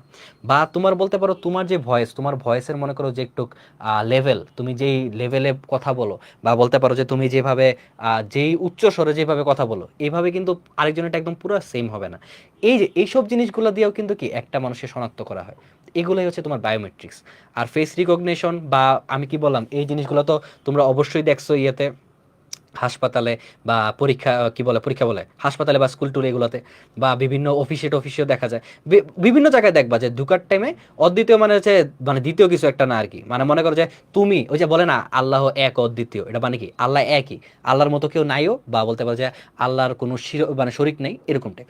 এটাও কি তুমিও তো তোমার তোমার যেই সিকোয়েন্স, তোমার যে হ্যান্ডের যে জিনোম সিকোয়েন্স, বা তুমি তোমার দেহের গঠন যেমন, এটা কিন্তু তোমার মতোই, তোমার মতো অদ্বিতীয় কেউ থাকবে না, যদি না কোনো মিরাকেল হয়, এটা আলাদা বিষয়, বাট মিরাকেল হবে না তোমার মতো, তুমি তুমি যেরকম আছো একদম মনে করো যে একদম আলাদা টাইপ আর কি। ঠিক আছে, দেন গেল। তো আরেকটা জিনিস বলতেছিলাম যে কি তোমরা রাস্তায় যাওয়ার টাইমে, বা বলতে পারো যে হঠাৎ করে কোনো অফিসে অল টাইমই দেখবা যে একটা এরকম ফিঙ্গারপ্রিন্টের যন্ত্র আছে, ওইটাই মেইনলি হচ্ছে কি বায়োমেট্রিক্স। ঠিক আছে, এবার আসো এখানে কি লেখা দেখি। কম্পিউটার বিজ্ঞানে বায়োমেট্রিক্সকে ব্যক্তি শনাক্তকরণ এবং কোনো সিস্টেমে প্রবেশাধিকারের নিয়ন্ত্রণের কৌশল হিসেবে ব্যবহার করা হয়। এই পদ্ধতির মাধ্যমে বায়োমেট্রিক্স ডিভাইসগুলো ব্যবহারকারীর কোনো প্রোগ্রাম, সিস্টেম বা কক্ষ ব্যবহারের অনুমতি দিয়ে থাকে। সন্দেহভাজন ব্যক্তিদের একটি দল হতে কাউকে আলাদাভাবে চিহ্নিত করার কাজেও কি বায়োমেট্রিক পদ্ধতি ব্যবহার করা হয়। মানে কি, মানে তুমি কি বায়োমেট্রিকটা কিন্তু কি সুন্দর মতো সিকিউরিটির কাজে ব্যবহার করতে পারো। কি সিকিউরিটির কাজে? তোমার মনে হইলো যে হ্যাঁ, তোমার মনে হলো যে এই রুমে বা হচ্ছে যে এই দরজার এমন কিন্তু লকও আছে, বায়োমেট্রিক লকও আছে। আমার একটা ফ্রেন্ডের বাসায় হচ্ছে তোমার নিচে হচ্ছে কি তোমার হচ্ছে এই ফিঙ্গারপ্রিন্ট দেওয়া লক। মানে কি, তুমি যদি ফিঙ্গারপ্রিন্ট দাও তাহলে হচ্ছে তোমার তখন গেটটা খুলবে, নাহলে খুলবে না। এই যে এই জিনিসটা কিন্তু আমাদের স্টুডিওতেও করতে পারি কি, একটা মানে লকের সিস্টেম করে দিলাম যে অনলি স্যাররা বা টিচাররা হচ্ছে এই স্টুডিওর এই রুমটাতে অ্যাক্সেস পাবে। এই জিনিসগুলো কি আমরা বায়োমেট্রিকের মাধ্যমে করতে পারি। এখানে এটাই বলা হয়েছে। আরেকটা জিনিস কি, একে তো গেল সিকিউরিটি পারপোজ, আরেকটা গেল মনে করো যে একটা ফাইল যেটা হচ্ছে লিক হইতে পারে। এখন লিকটা কে করবে, মনে করো আমি হচ্ছে ফাইলটা লিক করব। কারণ আমি যখন লিকটা মানে আমি যে লিকটা করবো এটা আবার মনে করো তোমার রেদন ভাই বুঝে গেছে যে যে অমি তো যদি আসে তাহলে এই ফাইলটা তো সুন্দর মতো লিক করে দিবে। এখন রেদন ভাই করলো কি, যে আমার ফিঙ্গারপ্রিন্টটাতে এমনভাবে সেট করে রাখলো যে আমি যদি এসে ফিঙ্গারপ্রিন্ট দিই তাহলে হচ্ছে অ্যালার্ম বাজা উঠবে। তো এই জিনিসটা যে হইতেছে তাহলে কি আমাকে সন্দেহ করছিল, এবং যখনই আমি ফিঙ্গারপ্রিন্ট দিচ্ছি তখন অ্যালার্মটা বেজে উঠছে, তখন কি তোমার রেদন ভাই বুঝে গেছে। এই জিনিসগুলো কিন্তু কি আমরা বায়োমেট্রিকের মাধ্যমে করতে পারি। এই জিনিসগুলো এখানে বলা হয়েছে। আমি কেন এত গল্প করতেছি বলতে পারো, বা কেন এই জিনিসগুলো ভালো মতো মানে বুঝায় বলতেছি, কারণ এই যে আমি যে কথাগুলো বলতেছি না বা যেভাবে বলতেছি না, এই জিনিসগুলো কিন্তু তোমার সুন্দর মতো কি সৃজনশীল উদ্দীপকে দিতে পারে। উদ্দীপকে তোমার এমন একটা ঘটনা দিয়ে দিবে বা এমন একটা কিছু দিয়ে দিবে যে মনে করো যে একটা স্কুলে এখন উপস্থিতির জন্য হচ্ছে কি উপস্থিতির জন্য একটা নতুন মেশিন ইউজ করা হবে। এখন এখানে কোন তথ্য যোগাযোগ প্রযুক্তির কোন জিনিসটা ব্যবহৃত হয়েছে, কি ব্যবহৃত হয়েছে, বায়োমেট্রিক্স। বা আরেকটা আসতে পারে কি, যে মানে বলতে পারো যে সিকিউর মানে কি বলে সিকিউরিটি পারপসে, বা বলতে পারো যে কোনো একটা গোপন একটা ফাইলের গোপনীয়তা রক্ষার জন্য একটা রুমে একটা ফেস রিকগনিশনের ব্যবস্থা রাখা হয়েছে। এখন তোমাকে সৃজনশীল প্রশ্ন করলো যে উদ্দীপকের উক্ত টপিকটা মানে কিসের, মানে বিষয়টি কোন তথ্য যোগাযোগ প্রযুক্তি কোন জিনিসের মধ্যে পড়ে, কিসের মধ্যে পড়ে, বায়োমেট্রিক্সের মধ্যে পড়ে। এই জন্য ভাই কি সুন্দর মতো বলে দিতেছি যেন কি সৃজনশীলে আসলে যেন একদম দেখার সাথে সাথে বুঝে যাও, আচ্ছা এটা তো এই জিনিস, তাহলে এটা হচ্ছে কি বায়োমেট্রিক্স। আর বাকিটাও তো আমরা সৃজনশীলে দেখবোই। আমরা সৃজনশীল তো সামনের ক্লাসটা তো এটা বললাম, সামনের ক্লাসটা হচ্ছে তোমাদের সৃজনশীলের সলভ ক্লাস। তখন ভাই একদম উদ্দীপক পড়ে পড়ে একটু কি তোমাদেরকে বুঝাই দিব, একটু ধরাই দিব আর কি জিনিসগুলো, যে কোনটা কি, কোনটা কিভাবে বুঝতেছো, কেন এটা বায়োমেট্রিক্স, কেন এটা বায়ো ইনফরমেটিক্স, কেন এটা হচ্ছে তোমার কি বলে জেনেটিক ইঞ্জিনিয়ারিং। এই জন্য ওই ক্লাসটা নেওয়া হয়েছে, ঠিক আছে। গেল। তো এই স্লাইডটা আশা করি ভালো মতো বুঝছো। এখন যদি আমরা নেক্সট স্লাইডে যাই, বায়োমেট্রিক্সের প্রকারভেদ। বায়োমেট্রিক্সটা কি, আমরা বিভিন্ন প্রকারে ভাগ করতে পারি। যেমন কি দেহের গঠন ও আচরণগত বৈশিষ্ট্যের উপর ভিত্তি করে বায়োমেট্রিক পদ্ধতি বিভিন্ন প্রকার হতে পারে। ফার্স্ট হচ্ছে দেহের গঠন ও শারীরবৃত্তীয় বৈশিষ্ট্যের বায়োমেট্রিক পদ্ধতি। শারীরবৃত্তীয় বৈশিষ্ট্য মানে কি, মানে ওই যে এক একজনের ইন্টারনাল যে গঠনটা আছে, তোমার হাতের ফিঙ্গারপ্রিন্টটা কিন্তু তোমার মতোই, তোমার শারীরবৃত্তের একটা ইয়ে। এখন মনে করো তোমার ফেস রিকগনিশনটা, তোমার ফেসটা কি তোমার একটা হচ্ছে ইন্টারনাল জিনিস, এরকমটাই। আচ্ছা, এগুলোর মধ্যে কি কি আছে, এক হচ্ছে তোমার ফিঙ্গারপ্রিন্ট, হ্যান্ড জিওমেট্রি, আইরিশ এবং retina scan, face recognition, DNA. আশা করি এগুলোর মধ্যে তোমার না বোঝার মতো কোনো কিছু নাই। তাও যদি আমি একটু বলি, ফিঙ্গারপ্রিন্টটা তো বুঝোই যে কি তোমার ফিঙ্গারপ্রিন্ট যেটা হচ্ছে যে ইউজ করা হইতেছে তোমার যে কোনো এই অ্যাঙ্গেল হতে পারে। আর আর আজকাল তো প্রত্যেকটা মোবাইলেও কিন্তু ফিঙ্গারপ্রিন্ট থাকে, ওগুলোও কিন্তু একটা বায়োমেট্রিক্সেরই অংশ, যে তোমার ফিঙ্গারপ্রিন্ট দিয়ে তোমাকে শনাক্ত করতেছে এন্ড কি তোমার মোবাইলে অ্যাক্সেস দিতেছে, এটাও কিন্তু বায়োমেট্রিক্সের একটা মানে অংশ, ঠিক আছে। হ্যান্ড জিওমেট্রি মানে কি, তোমার হাতের মনে করো যে পুরাটা ফিঙ্গারপ্রিন্ট না, পুরো হাতের একটা হচ্ছে গঠন নিল, যে তোমার হাতটা হচ্ছে এরকম একটু একটু এটা একটা নিল, এটা হচ্ছে তোমার হ্যান্ড জিওমেট্রি। আইরিশ বা রেটিনা স্ক্যান কি, অনেকের হচ্ছে চোখ, এই যে আইফোন যারা ইউজ করো, ঠিক আছে, আইফোনে মেবি হচ্ছে আমি নিজে ইউজ করি না বা গরিব আছি, বাট আমি এটা জানি যে আমার কয়টা ফ্রেন্ডের বা আমার একটা স্যারের কাছেই মনে দেখছিলাম বা শুনছিলাম যে আইফোনে হচ্ছে তোমার কি, বা এখন অনেকগুলো অ্যান্ড্রয়েড ফোনেও এই জিনিসটা আসছে যে আইরিশের যে রেটিনা স্ক্যান আছে এইটার ব্যবস্থা আছে। মানে কি, তোমার কোনো দরকার নেই পুরো, মানে ওই যে আমাদের থাকে না ফেস আনলক থাকে না, ফেস আনলকে কিন্তু হচ্ছে তোমার ইয়ে থাকে কি বলে পুরোটা ফেস দেখাইতে হয়। বাট তুমি যদি রেটিনা স্ক্যানটা দিয়ে দাও, তুমি ফেস না দেখায় তুমি যদি চোখটা খুলো না ওই মোবাইল ডিভাইসটার সামনে, চোখটা খুলে যদি তুমি তাকাও, তাহলে তোমার মোবাইলটার সাথে সাথে আনলক হয়ে যাবে। কেন?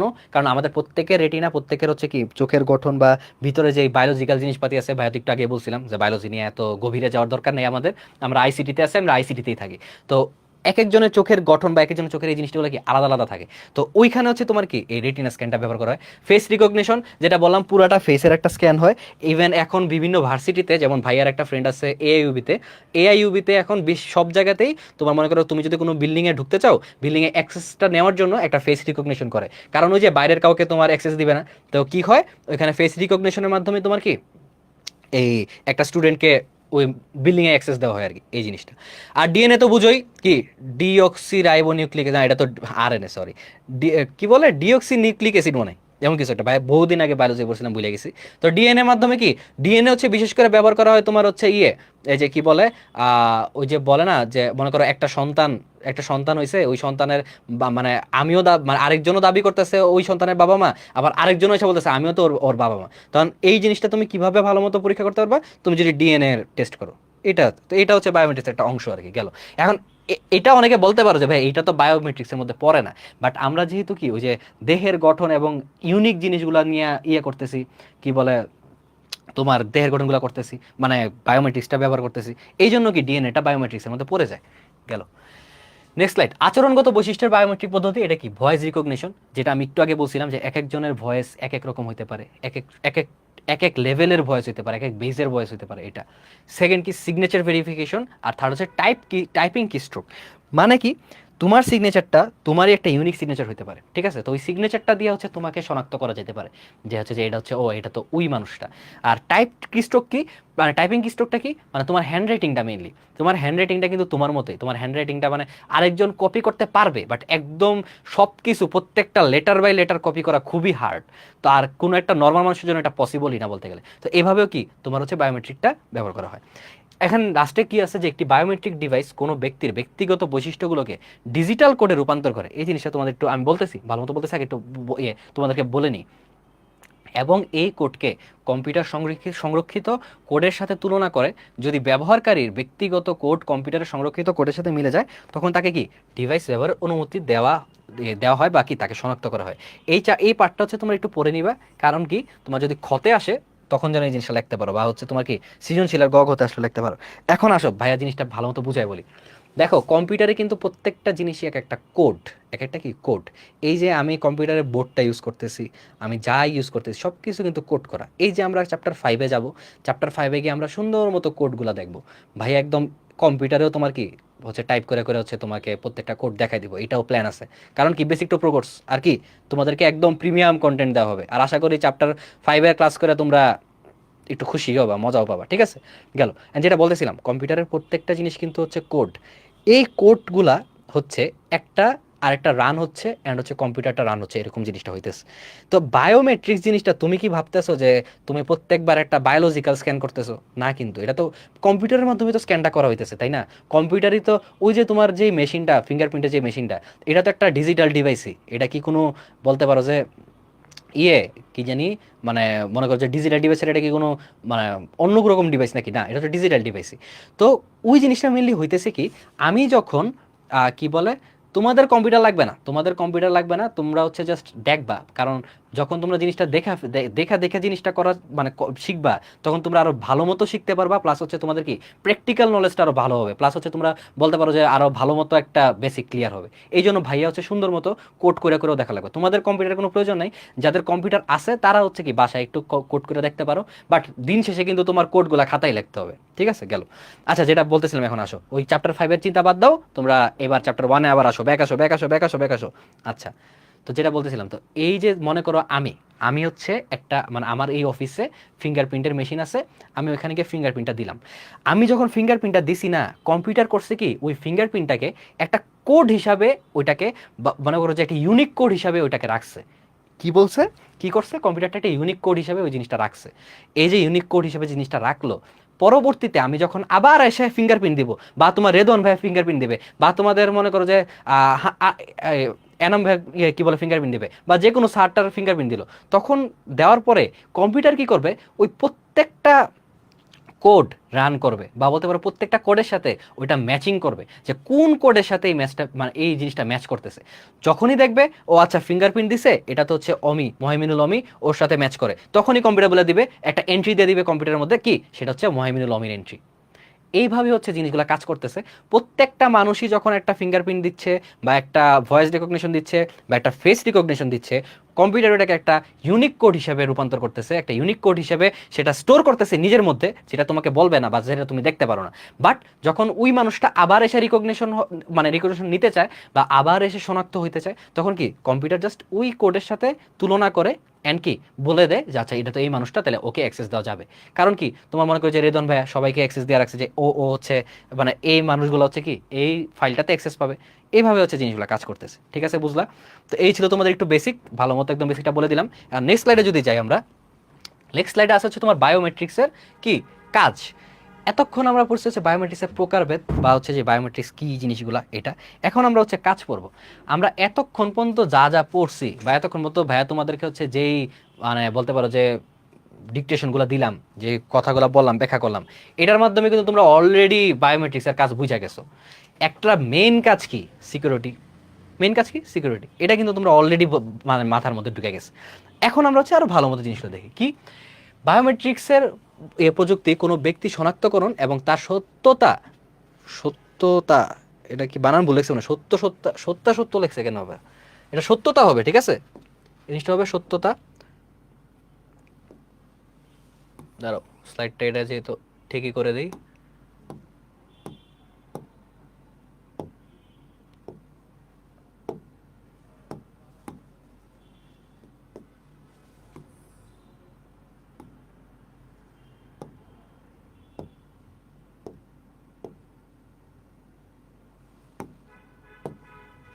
আচ্ছা, এখানে কি হবে? সত্যতা।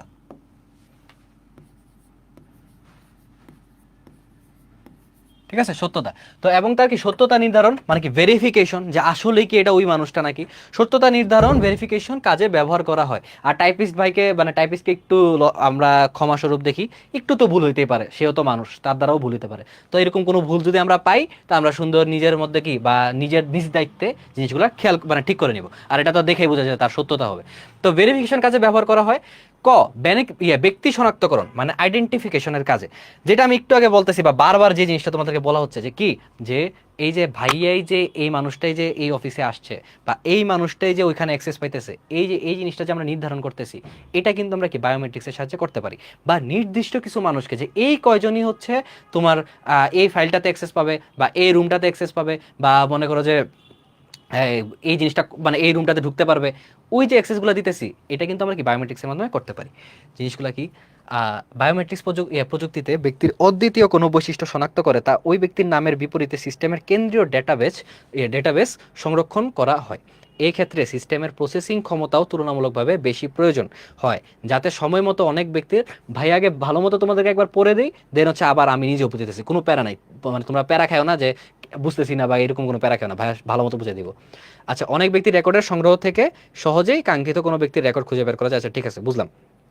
এখন আমি তোমার বলি জিনিসটা কি হইতেছে। একটু আগে এই জিনিসটা তোমাকে আমি সুন্দর মতো ব্যাখ্যা করে দিয়েছি যে কি একটা মানুষের যেই মানে একটা এক এক একটা প্রথম কথা হচ্ছে যে তোমার যে ফিঙ্গারপ্রিন্টটা, তোমার যে ফেস রিকগনিশনটা, তোমার যে ভয়েস ওভারটা, এটা কিন্তু তোমারই, এটা কিন্তু অদ্বিতীয় আরেকজনের না। আমার ফিঙ্গারপ্রিন্টের সাথে তোমাদের এই মানে 50 জনের কারো ফিঙ্গারপ্রিন্টই মিলবে না, আবার তোমাদের কারোর সাথে অন্যজনেরটা মিলবে না। ঠিক আছে, তো এই জিনিসটা কি কম্পিউটারে সুন্দর মতো কোডেড অবস্থায় আছে। এবং সিস্টেমটারে একটু ফাস্ট হইতে হয়, কারণ এখন মনে করো একজন আসছে বা হচ্ছে মনে করো 2-3 জন আসছে, সবাই মানে এখন বা আরেকটা জিনিস ভাবো যে সকালবেলা অফিস শুরু হবে, এখন সবাই তো আসতেছে তাই না, একজনের পর একজন। এখন যে আয়সা ফিঙ্গারপ্রিন্টটা দিতেছে, তার যদি মনে করো অনেক টাইম লাগে ইয়া করতে, মানে নিজেকে রিকগনাইজ করতে, বা হচ্ছে তোমার মেশিনটা যদি অনেক টাইম নেয়, তাহলে একটা সমস্যা না? কয়জন বোর্ড দাঁড়ায় থাকবে, কতজন লাইন হয়ে যাবে। তো এই জন্য হচ্ছে তোমার কি এই যে ব্যবস্থাটা সিস্টেমটা ওইটা আরেকটু উন্নত হইতে হয়, ওইটা আরেকটু ফাস্ট হইতে হয়, যেন কি তোমার কোনো মানে এরকম মানে সমস্যা না হয়, এবং যত তাড়াতাড়ি পারা যায় তাকে যেন কি আইডেন্টিফাই করে দেওয়া হয় জিনিসটা, যে আচ্ছা এটা তো এই মানুষটা, এটা তো ওই মানুষটা, আচ্ছা ওকে তো অর্থ অ্যাক্সেস আছে, অর্থ অ্যাক্সেস নাই। ঠিক আছে, এই জিনিসটা এখানে বলা হয়েছে।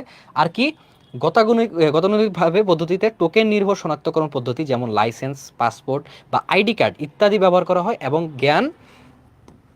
জ্ঞান ভিত্তিক পদ্ধতিকে ইউজার নেম, পাসওয়ার্ড বা পিন নম্বর ব্যবহার করা হয়। কিন্তু বায়োমেট্রিক পদ্ধতিতে মানুষের কোনো অদ্বিতীয় বৈশিষ্ট্যের উপর ভিত্তি করে শনাক্তকরণ পদ্ধতি ব্যবহার করা হয়, যা টোকেন নির্ভর বা জ্ঞান ভিত্তিক পদ্ধতির চেয়ে অনেক বেশি গ্রহণযোগ্য। মেইন কথা কি, মানে তুমি যদি মনে করো কোনো একটা আইডি কার্ড ব্যবহার করলা, বা তুমি কোনো একটা মানে মনে করো একটা সিকিউরিটি পাস ব্যবহার করলা, যে আমার এই অফিসে একটা সিকিউরিটি পাস আছে, এই সিকিউরিটি পাসটা যদি ব্যবহার করা হয় তাহলে সে অফিসে এন্ট্রি পাবে। এইটা যতটা নিরাপদ বা বলতে পারো এটা যতটা মনে করো যে ভালো, বা ভালো তো না, মানে মনে করো এটা যতটা কাজে দিবে, এর থেকে বেশি কাজে দেয় বা বলতে পারো এর থেকে বেশি নিরাপদ হচ্ছে তোমার বায়োমেট্রিক পদ্ধতিটা। কারণ কি, প্রথম কথা হচ্ছে বায়োমেট্রিক পদ্ধতিতে অদ্বিতীয় অন্য কারোটা না, মানে তোমার সাথে অন্যজন একটা ম্যাচ খাবে না, ম্যাচ করবে না, এবং তুমি কি একদম অনন্যভাবে, মানে তুমি একটা ইউনিক মানুষ থাকবে, আরেকজন একটা ইউনিক মানুষ থাকবে, এই জন্য প্যাচ লাগবে না যে আচ্ছা ও আসছিল নাকি ও আসছিল। কারণ আইডি কার্ড তো মনে করো আমারটা আমি খুইলা নিয়ে গেলাম, আমি আরেকটা আইডি কার্ড দিয়ে স্ক্যান করে ঢুকে গেলাম আরেকজন আইডি কার্ড দিয়ে, তখন কিন্তু মানুষের বোঝার উপায় নেই যে আচ্ছা কে ঢুকছে। বাট বায়োমেট্রিক পদ্ধতিতে কি এরকম চোরামি করার বা দুই নাম্বারি করার কোনো ওয়ে নাই। আচ্ছা, ব্যক্তির সত্যাসত্য নির্ধারণ, এখানেও কি সত্যতা হবে না সত্যাসত্য হবে? দুই জায়গায় তো ভুলার কথা না। আচ্ছা থাক, বাদ দাও, বই থেকে একটু দেখে নিও ভালো মতো, যেখানে মেইন জিনিসটা কি আমরা জিনিসটা বুঝি। এই পদ্ধতিতে পূর্ব থেকে কেন্দ্রীয় ডেটাবেস সংরক্ষিত মানুষের কোনো অদ্বিতীয় বা এক বা একাধিক বায়োমেট্রিক বৈশিষ্ট্যের সাথে পরীক্ষাধীন ব্যক্তির বর্তমান বায়োমেট্রিক ডেটা তুলনা করে ওই ব্যক্তির সত্যাসত্য, এই তাহলে সত্যাসত্যই হবে, ঠিক আছে, এটা সত্যতা হবে না, সত্যাসত্যই হবে। মানে সত্যাসত্য বলতে এটা বুঝাইতেছে ভেরিফিকেশন আর কি।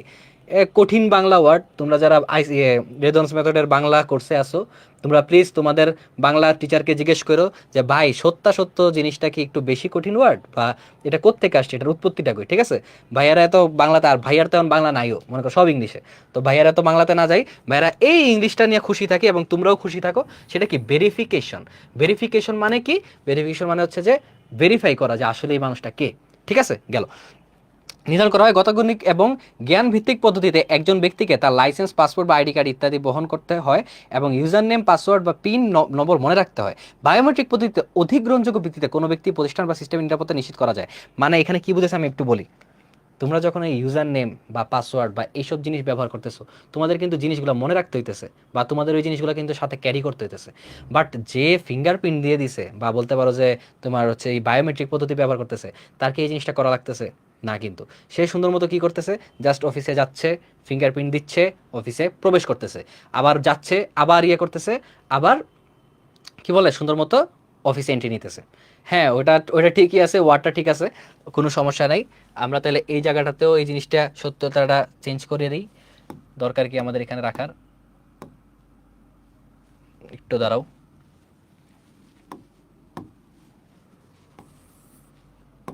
আচ্ছা হ্যাঁ ঠিক আছে, গেল। আচ্ছা, তো যেটা বলতেছিলাম, তো এই জন্য বায়োমেট্রিক পদ্ধতিটা কি অধিক বলতে পারো কার্যকর, বা মনে করো আরো বেশি ইউজফুল এটার জন্য, ঠিক আছে।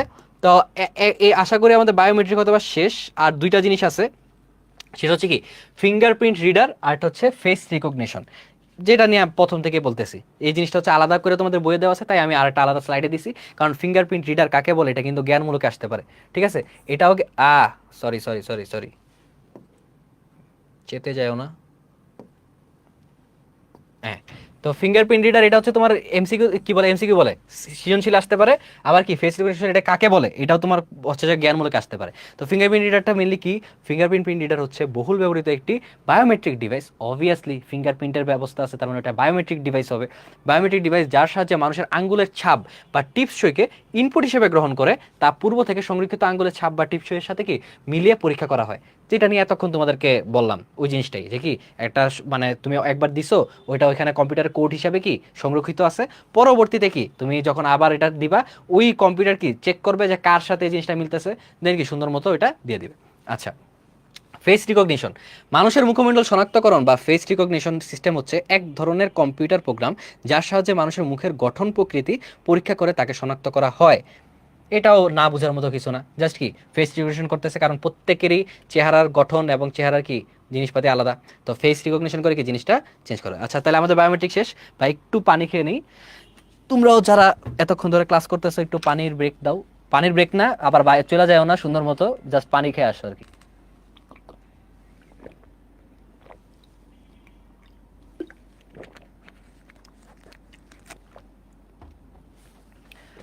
আচ্ছা, তো আশা করি আসছো তোমরা, আবার পানি খেতে চলে যাও না সবাই দৌড়ে দৌড়ে।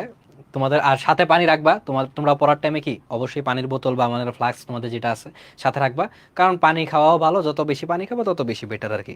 একটু বায়োলজির জিনিসও তোমাদেরকে বলে দিলাম। দেখছো বায়োলজি আজকে পড়াইতেছি, কিন্তু কি বললাম, বায়োলজি ভাইয়ার পার্সোনালি খুবই বিরক্ত লাগতো, একদমই পড়তাম না বায়োলজি বলতে পারো। জাস্ট কি সুন্দর মতো যা বুঝার, বাট ভাইয়া হচ্ছে একটা টিচারের কাছে পড়তাম, ওই স্যার খুবই জোস ছিল, যে হচ্ছে বাসার স্যার, এনডিসির টিচার। বাসার স্যার খুবই ভালো মতো পড়াইছেন, বাসার স্যারের জন্য বলতে পারো যে ভাই একদম মানে A+ আনতে পারছে আর কি। কারণ নাইলে বায়োলজি পড়া এত একটা বাজে জিনিস লাগতো আমার কাছে, খুবই বিরক্ত লাগতো পড়তে। আচ্ছা নেক্সট, এবার আসো বায়ো ইনফরমেটিক্স। বায়ো ইনফরমেটিক্স, তো আমরা ফার্স্টে বললাম কি বায়োমেট্রিক্স। তো অনেকেই হচ্ছে কি, মানুষরা কি মানে জিনিসটা কি করে, যে কত সময় ক্লাস হবে, আর আর আধা ঘন্টাও হবে না মনে হয়, এত আজকে এত বেশি লাগবে না আমাদের। আর এই বায়ো ইনফরমেটিক্স আছে, এরপর হচ্ছে তোমার জেনেটিক ইঞ্জিনিয়ারিং আছে, আর হচ্ছে যে দুইটা তিনটা, বেশিক্ষণ লাগবে না, আধা ঘন্টার মধ্যে শেষ হয়ে যাবে আশা করি। ঠিক আছে, থাকো, যারা ক্লাস করতেছো একটু কষ্ট করে করো, 1.5 ঘন্টা 2 ঘন্টা ক্লাস তো হবেই নর্মালি। এই চ্যাপ্টার এটা মানে এখন তোমাদের শুরু দেখে কি একটু নর্মালি নিচ্ছি, আস্তে আস্তে নিচ্ছি, বাট চেষ্টা করবো কি এরকম ভাবেই ক্লাসটা নেওয়ার জন্য কি তোমাদের অনেক বেশি টপিকও না হয়ে যায়, আবার কি অনেক কম টপিকও না হয়ে যায়, যেইভাবে তোমাদের কম্প্যাক্ট একটা ক্লাস দেওয়া যায় ওইভাবেই ভাইয়ারা কি কোর্সের মধ্যে ক্লাসগুলো সাজাবো। আচ্ছা, যেটা বলতেছিলাম বায়ো ইনফরমেটিক্স, বায়ো ইনফরমেটিক্স এই জিনিসটা আর বায়োমেট্রিক্স এই জিনিসটার মধ্যে কিন্তু অনেকে প্যাচ লাগায়। অনেকেই বায়ো ইনফরমেটিক্স আসে, তা সে করে কি বায়োমেট্রিক্সের সংজ্ঞা দিয়ে দেয়, আবার বায়োমেট্রিক্স আসে সে বায়ো ইনফরমেটিক্সের সংজ্ঞা দিয়ে দেয়। প্রথমেই আমি যদি একটা জিনিস বলি, এখানে কি আছে, ইনফর্ম এই কথাটা আছে না, ইনফর্ম, তো এখান থেকে কি এই জিনিসটা তুমি বুঝতেছো না কি,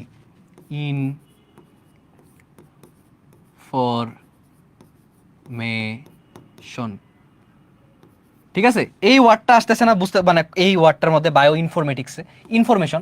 তো এই জিনিসটা এভাবে মনে রাখবা যে বায়ো ইনফরমেটিক্স জিনিসটা কি, মেইনলি এখানে একটা ইনফরমেশন ভিত্তিক কোনো একটা কথা আছে, কি ইনফরমেশন নিয়ে, মানে ইনফরমেশন মানে কি তথ্য।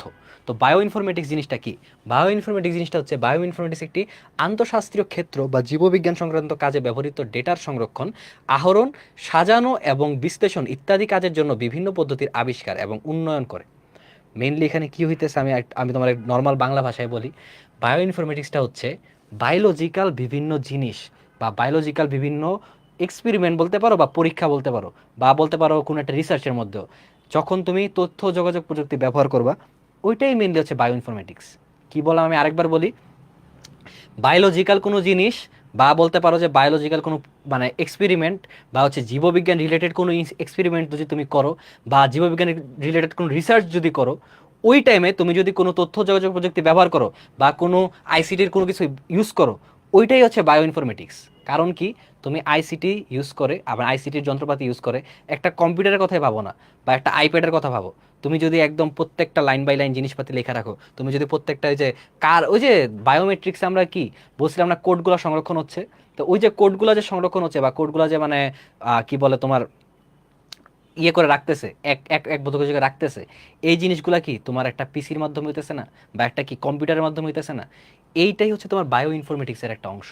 কি, যে তুমি বায়োলজিক্যাল জিনিসপাতি, বা বলতে পারো যে তুমি ইয়ে ইয়ে জিনিসপাতি কি বলে তোমার এই বিভিন্ন ধরনের মানে বায়োলজি রিলেটেড যে কোনো এক্সপেরিমেন্ট বা যে কোনো জায়গায় তুমি যদি একটা আইসিটির জিনিস ব্যবহার করো, তখনই ওইটা কি বায়ো ইনফরমেটিক্সের অংশ পড়ে। কোড কি, এই তো আইসিটি পরে যদি তুমি আমার বলো কোড কি, তা তোমার তো কি করা উচিত বলো, কোড হচ্ছে কি চ্যাপ্টার 5-এ পড়বা, থাক কোড কি আমি বলবো না, এটা একটা রহস্য, কোড কি দেখা যাবে, কোড কি তোমরা কি বলে, কোড কি জানার জন্য আমাদের পাশে থাকুন, দেখা যাবে। আচ্ছা, বায়োইনফরমেটিক্স একটি আন্তঃশাস্ত্রীয় ক্ষেত্র, তো বললাম বায়োইনফরমেটিক্সের একটি প্রধান কাজ হচ্ছে জীববিজ্ঞান সংক্রান্ত কাজে ব্যবহৃত প্রয়োজনীয় তথ্য জ্ঞানকে বিকাশিত করার জন্য সফটওয়্যার সামগ্রী তৈরি করা। অন্যভাবে বলা যায়, একটা ইংলিশ প্রবাদ কি, bioinformatics is the application of computer technology to the management of biological information. মানে কি, তুমি বায়ো ইনফরমেটিক্সটা হচ্ছে এরকম একটা জিনিস, তুমি যদি বায়োলজিক্যাল ইনফরমেশনের জন্য জিনিসটা ব্যবহার করো, মানে একটা আইসিটি ব্যবহার করো, ওইটা কি হচ্ছে কি বায়ো ইনফরমেটিক্স বলা হয়। ঠিক আছে, আন্তঃশাস্ত্রীয় একজন জিনিস, আন্তঃশাস্ত্রীয় কি, আন্তঃশাস্ত্রীয় হচ্ছে ওই তোমার আর কি কি বলে এই বায়োলজিক্যাল জিনিস যেটা, এটারই বলা হয় আন্তঃশাস্ত্রীয় ক্ষেত্র। মানে ভিতরের, আমাদের শরীরের ভিতরের কোনো একটা এক্সাম, মানে কোনো একটা মনে করো যে এক্সপেরিমেন্ট বা কোনো একটা কিছু, এটা তো একটা জীববিজ্ঞানের পার্টের মধ্যে পড়ে না, বায়োলজির পার্টের মধ্যে পড়ে না, ওই জিনিসটা হচ্ছে তোমার আন্তঃশাস্ত্রীয়। আচ্ছা, তো বুঝছো তুমি বায়ো ইনফরমেটিক্স জিনিসটা কি, যে এক কথায় বলতে গেলে আমরা আইসিটি যদি ব্যবহার করি বায়োলজিক্যাল কোনো জিনিসে, ওইটাই হচ্ছে তোমার কি বায়ো ইনফরমেটিক্স। গেল, নেক্সট এটা আমরা যদি দেখি, বায়ো ইনফরমেটিক্স জীববিজ্ঞানের অনেক ক্ষেত্রে বায়ো ইনফরমেটিক্স এখন একটি গুরুত্বপূর্ণ অংশ। কারণ দেখো, তুমি মানে তুমি এখনের ক্লাসটাই দেখো না, এই ক্লাসটা আমি এত সুন্দরভাবে কন্ডাক্ট কেন করতে পারতেছি, কারণ আমার একটা স্মার্ট বোর্ড আছে, এটা কি আইসিটির যন্ত্রের মধ্যে পড়তেছে না, আমার ক্যামেরা আছে, পিছনে একটা স্ক্রিন আছে, একটা ইন্টারনেট কানেকশন আছে, এইটার জন্যই তো আমি এত ভালো মতো ক্লাসটা কন্ডাক্ট করতে পারতেছি। তো এই যে এই জিনিসটা বলার কারণটা কি, কারণ হচ্ছে তোমার এই এটার মেইন কারণ হচ্ছে তোমার এই কি বলে যে আইসিটিটা যে ব্যবহার করা হইতেছে, এটা কিসের জন্য? আমাদের জিনিসপাতি ইজি করে দেওয়ার জন্য, বা বলতে পারো আমাদের জীবন ব্যবস্থাটা আরো ইজিভাবে যেন আমরা আগাইতে পারি এই জন্য। এই যে এই জিনিসটা যে, তাহলে তুমি যদি বায়োলজিক্যালের যে জিনিসপাতি আছে, এখন ওই জিনিসগুলোর মধ্যে যদি তুমি সুন্দর মতো জীববিজ্ঞানের মধ্যে যদি তুমি আইসিটি ব্যবহার করতে পারো, তো এটা কি তোমার জন্য আরো লাভ না একটা? বা বলতে পারো এটা কি তোমার একটা মানে জিনিসটাকে আরো ইজি করে দিবে না তথ্যগুলা রাখার? বা বলতে পারো তথ্যগুলা মানে তুমি ইজিলি রাখতে পারবা, ইজিলি সংরক্ষণ করতে পারবা। এই জন্য কি বায়ো ইনফরমেটিক্সটা অনেক গুরুত্বপূর্ণ, কারণ বায়ো ইনফরমেটিক্সের মাধ্যমে কি তুমি সুন্দর মতো জীববিজ্ঞানের বিভিন্ন জিনিস আরো সুন্দরভাবে, আরো বলতে পারো যে একদম ক্লিয়ারভাবে, কি ক্লিয়ারভাবে বলা উচিত না, মানে হচ্ছে যে ইউনিকভাবে, বা বলতে পারো যে যেন কোনো কোনো ইনফরমেশনের সাথে কোনো ইনফরমেশন যেন ক্ল্যাশ না খায়, এইভাবে কি তুমি জিনিসগুলো সাজায় রাখতে পারো। গেল। আচ্ছা, তো কম্পিউটার বিজ্ঞান, গণিত শাস্ত্র এবং কি প্রকৌশল বিদ্যায় বায়োলজিক্যাল ডেটা প্রক্রিয়াকরণের জন্য বায়োইনফরমেটিক্স ব্যবহৃত হয়। আর বায়োইনফরমেটিক্স তোমার হচ্ছে গগ হতে আসার সম্ভাবনা একটু কমই, বাট এটা অনুধাবনে আসতে পারে, ঠিক আছে? অনুধাবনে আসতে পারে, এই জন্য এই অনুধাবনে আসলে অবশ্যই প্রথম পৃষ্ঠার সংজ্ঞাটা এবং এই জিনিসগুলো কি তোমার লিখতে হবে, তাহলে তোমার কি ফুল নাম্বার পাবা। দেন বায়োইনফরমেটিক্সে পদ্ধতিতে সফটওয়্যার টুলস হিসেবে Java, C hash, XML, C plus plus, Python ইত্যাদি ব্যবহার করা হয়। স্প্রেডশিট অ্যানালাইসিস, আচ্ছা স্প্রেডশিট অ্যানালাইসিস এগুলো আসলে সফটওয়্যার। এই Java, C hash, C plus plus, Python এগুলো কিন্তু কোনো সফটওয়্যার না। এগুলো হচ্ছে তোমার কি প্রোগ্রামিং ল্যাঙ্গুয়েজ, যেটা আমরা চ্যাপ্টার 5-এ পড়বো। এগুলো এক একটা প্রোগ্রামিং ল্যাঙ্গুয়েজ, বাট এগুলো সফটওয়্যার না। এখানে একটু মানে বইয়ের মধ্যে এই যে আজারে কিছু লেখছে, মানে যে এই জিনিসটা সফটওয়্যার হবে না আর কি জিনিসটা। আচ্ছা গেল, তো আশা করি বায়োইনফরমেটিক্স বুঝছো। দেন বায়োইনফরমেটিক্সের উদ্দেশ্য এবং ব্যবহার। স্বাভাবিক সেলুলার কার্যক্রম, বিভিন্ন রোগের এই সেলুলার এই জিনিসটা হচ্ছে তোমার কি বায়োলজিক্যালের মধ্যে পড়ছে। কারণ বায়োলজিতে মনে করা যায় যে প্রত্যেকটা দেখছি না আমরা এখানে ছবিটা, এই যে এটা কিসের ছবি মেইনলি বলো তো? এটা কিন্তু মেইনলি একটা ডিএনএর ছবির মনে হয়, তাই না? এটা ডিএনএর ছবি, ওই হেলিক্স গঠন, যারা সায়েন্সে আসো ডিএনএর হেলিক্স গঠন পড়বা, ওইটার সাথে না। তো এটার সাথে হচ্ছে এটা মানে এক আর কি। তো সেলুলার বিভিন্ন রোগের মাধ্যমে কিভাবে রদবদল হয় তা গবেষণা করার লক্ষ্যে জৈব তথ্য সম্মিলিত এইসব কার্যক্রমের একটি ডায়াগ্রাম গঠন করা আবশ্যক ছিল। সেই লক্ষ্যে বায়োইনফরমেটিক্স ক্ষেত্রে বিভিন্ন তথ্য উপাত্তের বিশ্লেষণ এবং ব্যাখ্যাকে গুরুত্বপূর্ণ করণীয় হিসেবে গ্রহণ করে। মেনলি কি বায়োইনফরমেটিক্সটা ব্যবহার করে। পাইথন কি সবচেয়ে সহজ প্রোগ্রামিং ল্যাঙ্গুয়েজ? এটা অনেকে বলে পাইথন হচ্ছে সবচেয়ে সহজ প্রোগ্রামিং ল্যাঙ্গুয়েজ, বাট মেইন কথা হচ্ছে আপনি যেটা পারবেন, আপনি যেই ল্যাঙ্গুয়েজটা ভালো মতো শিখবেন, আর আপনি যেই ল্যাঙ্গুয়েজটা ভালো মতো শিখবেন এটাও না। আমি তো আপনাকে সি পড়াই দিব, তাই না? আপনি যখন সি ল্যাঙ্গুয়েজটা ভালো মতো পড়বেন, তখন আপনার কাছে সবগুলো প্রোগ্রামিংই আসলে আপনার বেসিকটা হয়ে যাবে। দেন আপনি হচ্ছে প্রত্যেকটা প্রোগ্রামের বা প্রত্যেকটা প্রোগ্রামিং ল্যাঙ্গুয়েজের সিনট্যাক্স আলাদা। সিনট্যাক্স মানে কি? কঙ্কালটা আলাদা। তো আপনি যদি প্রত্যেকটা প্রোগ্রামিং ল্যাঙ্গুয়েজে জাস্ট কঙ্কালটা ভালো মতো বুঝে ফেলেন, তখনই আপনার কি সুন্দর মতো কি বলে হয়ে যাবে, মানে যে কোনো প্রোগ্রামিং ল্যাঙ্গুয়েজ আপনি করতে পারবেন। তো এই জন্য এটা কোনো কথা না পাইথন সহজ নাকি, সি প্লাস সহজ নাকি, সি হ্যাশ সহজ নাকি, সহজ সবই। সিনট্যাক্সটা হচ্ছে মেইন আর কি। পাইথনকে অনেকে সহজ বলে কারণ পাইথন লেখাটা অনেক সোজা, বা বলতে পারো যে পাইথনটা মানে টাইপ করা বা পাইথনে মানে একটু প্যারাটা কম আর কি। কিন্তু সিতে মনে করো লজিক লিখতে গেলে অনেক কিছু লিখতে হয়, সি প্লাস প্লাসে আবার একটু কম লেখা লাগে। এই জিনিসটাই, সিনট্যাক্স আলাদা, প্রোগ্রামিং ল্যাঙ্গুয়েজ সব তো লজিক সেভই। গেল। আচ্ছা, তো যেখানে ছিলাম যে এই লক্ষ্যে কি, আচ্ছা বায়োইনফরমেটিক্সের প্রাথমিক উদ্দেশ্য হলো জৈবিক প্রক্রিয়া অনুধাবন বৃদ্ধি করার মাধ্যমে অন্যান্য পন্থার পরিবর্তে কম্পিউটারের সাহায্যে এই উদ্দেশ্যে অর্জনের ক্ষেত্রে ইহার উন্নয়ন এবং প্রয়োগ ঘটনা। যেটা বললাম একটা সিম্পল কথা, কি যে তোমার বায়োইনফরমেটিক্সটা কেন ব্যবহার করা হচ্ছে বা বায়োইনফরমেটিক্সটা জিনিসটা কি, যে বায়োলজিক্যাল যে জিনিসপাতি আছে ওইটার মধ্যে হচ্ছে আইসিটির বিভিন্ন ডিভাইস বা বিভিন্ন জিনিস কি প্রয়োগ করা, এটাই হচ্ছে তোমার কি বায়ো ইনফরমেটিক্স, আর কিছু না। গেল। এরপর কি, যে বিভিন্ন গবেষণার ক্ষেত্রে ব্যবহার করা হয়। এরপর কি তোমার রয়েছে হচ্ছে sequence alignment, DNA mapping, DNA analysis, জিন ফাইন্ডিং, এরপর জিনোম। এইগুলা মানে এগুলো জাস্ট তুমি জাস্ট রিডিং পড়বা আর কি, যে এগুলোর মধ্যে কি তোমার বায়ো ইনফরমেটিক্স ব্যবহার করা হয়। তো সৃজনশীলের যেটা বললাম গ ঘতে দেওয়ার এতটা সুযোগ নাই, বাট দিলে কি তোমার এই যে জিনোম সিকোয়েন্স, এরপর ডিএনএ ম্যাপিং, এগুলোর মধ্যে তোমার কি কোন প্রযুক্তি ব্যবহারের মাধ্যমে তোমার হচ্ছে যে ইনফরমেশনগুলো স্টোর করে রাখা হয়, কোন প্রযুক্তি? Bio informatics. ঠিক আছে, বুঝছো? গেল। দেন যদি আমরা নেক্সট স্লাইডে যাই, এবার আসো আমাদের জেনেটিক ইঞ্জিনিয়ারিং। এইটাও বলছিলাম না, মানে দেখছো পুরোটা ক্লাসই হচ্ছে তোমার মনে করো যে বায়োলজিক্যাল জিনিসপাতি একটু বেশি আর কি। তো জেনেটিক ইঞ্জিনিয়ারিং এটাও বায়োলজির একটা পার্ট, যেটা সম্পর্কে কি যারা সায়েন্সে আছো তারা ভালো মতো পড়বা বায়োলজিতে। যারা সায়েন্সে নাও, মানে যারা সায়েন্সে না, যারা হচ্ছে কি আর্টস কমার্স আসো, তাদের কোনো চিন্তার কোনো কারণ নাই।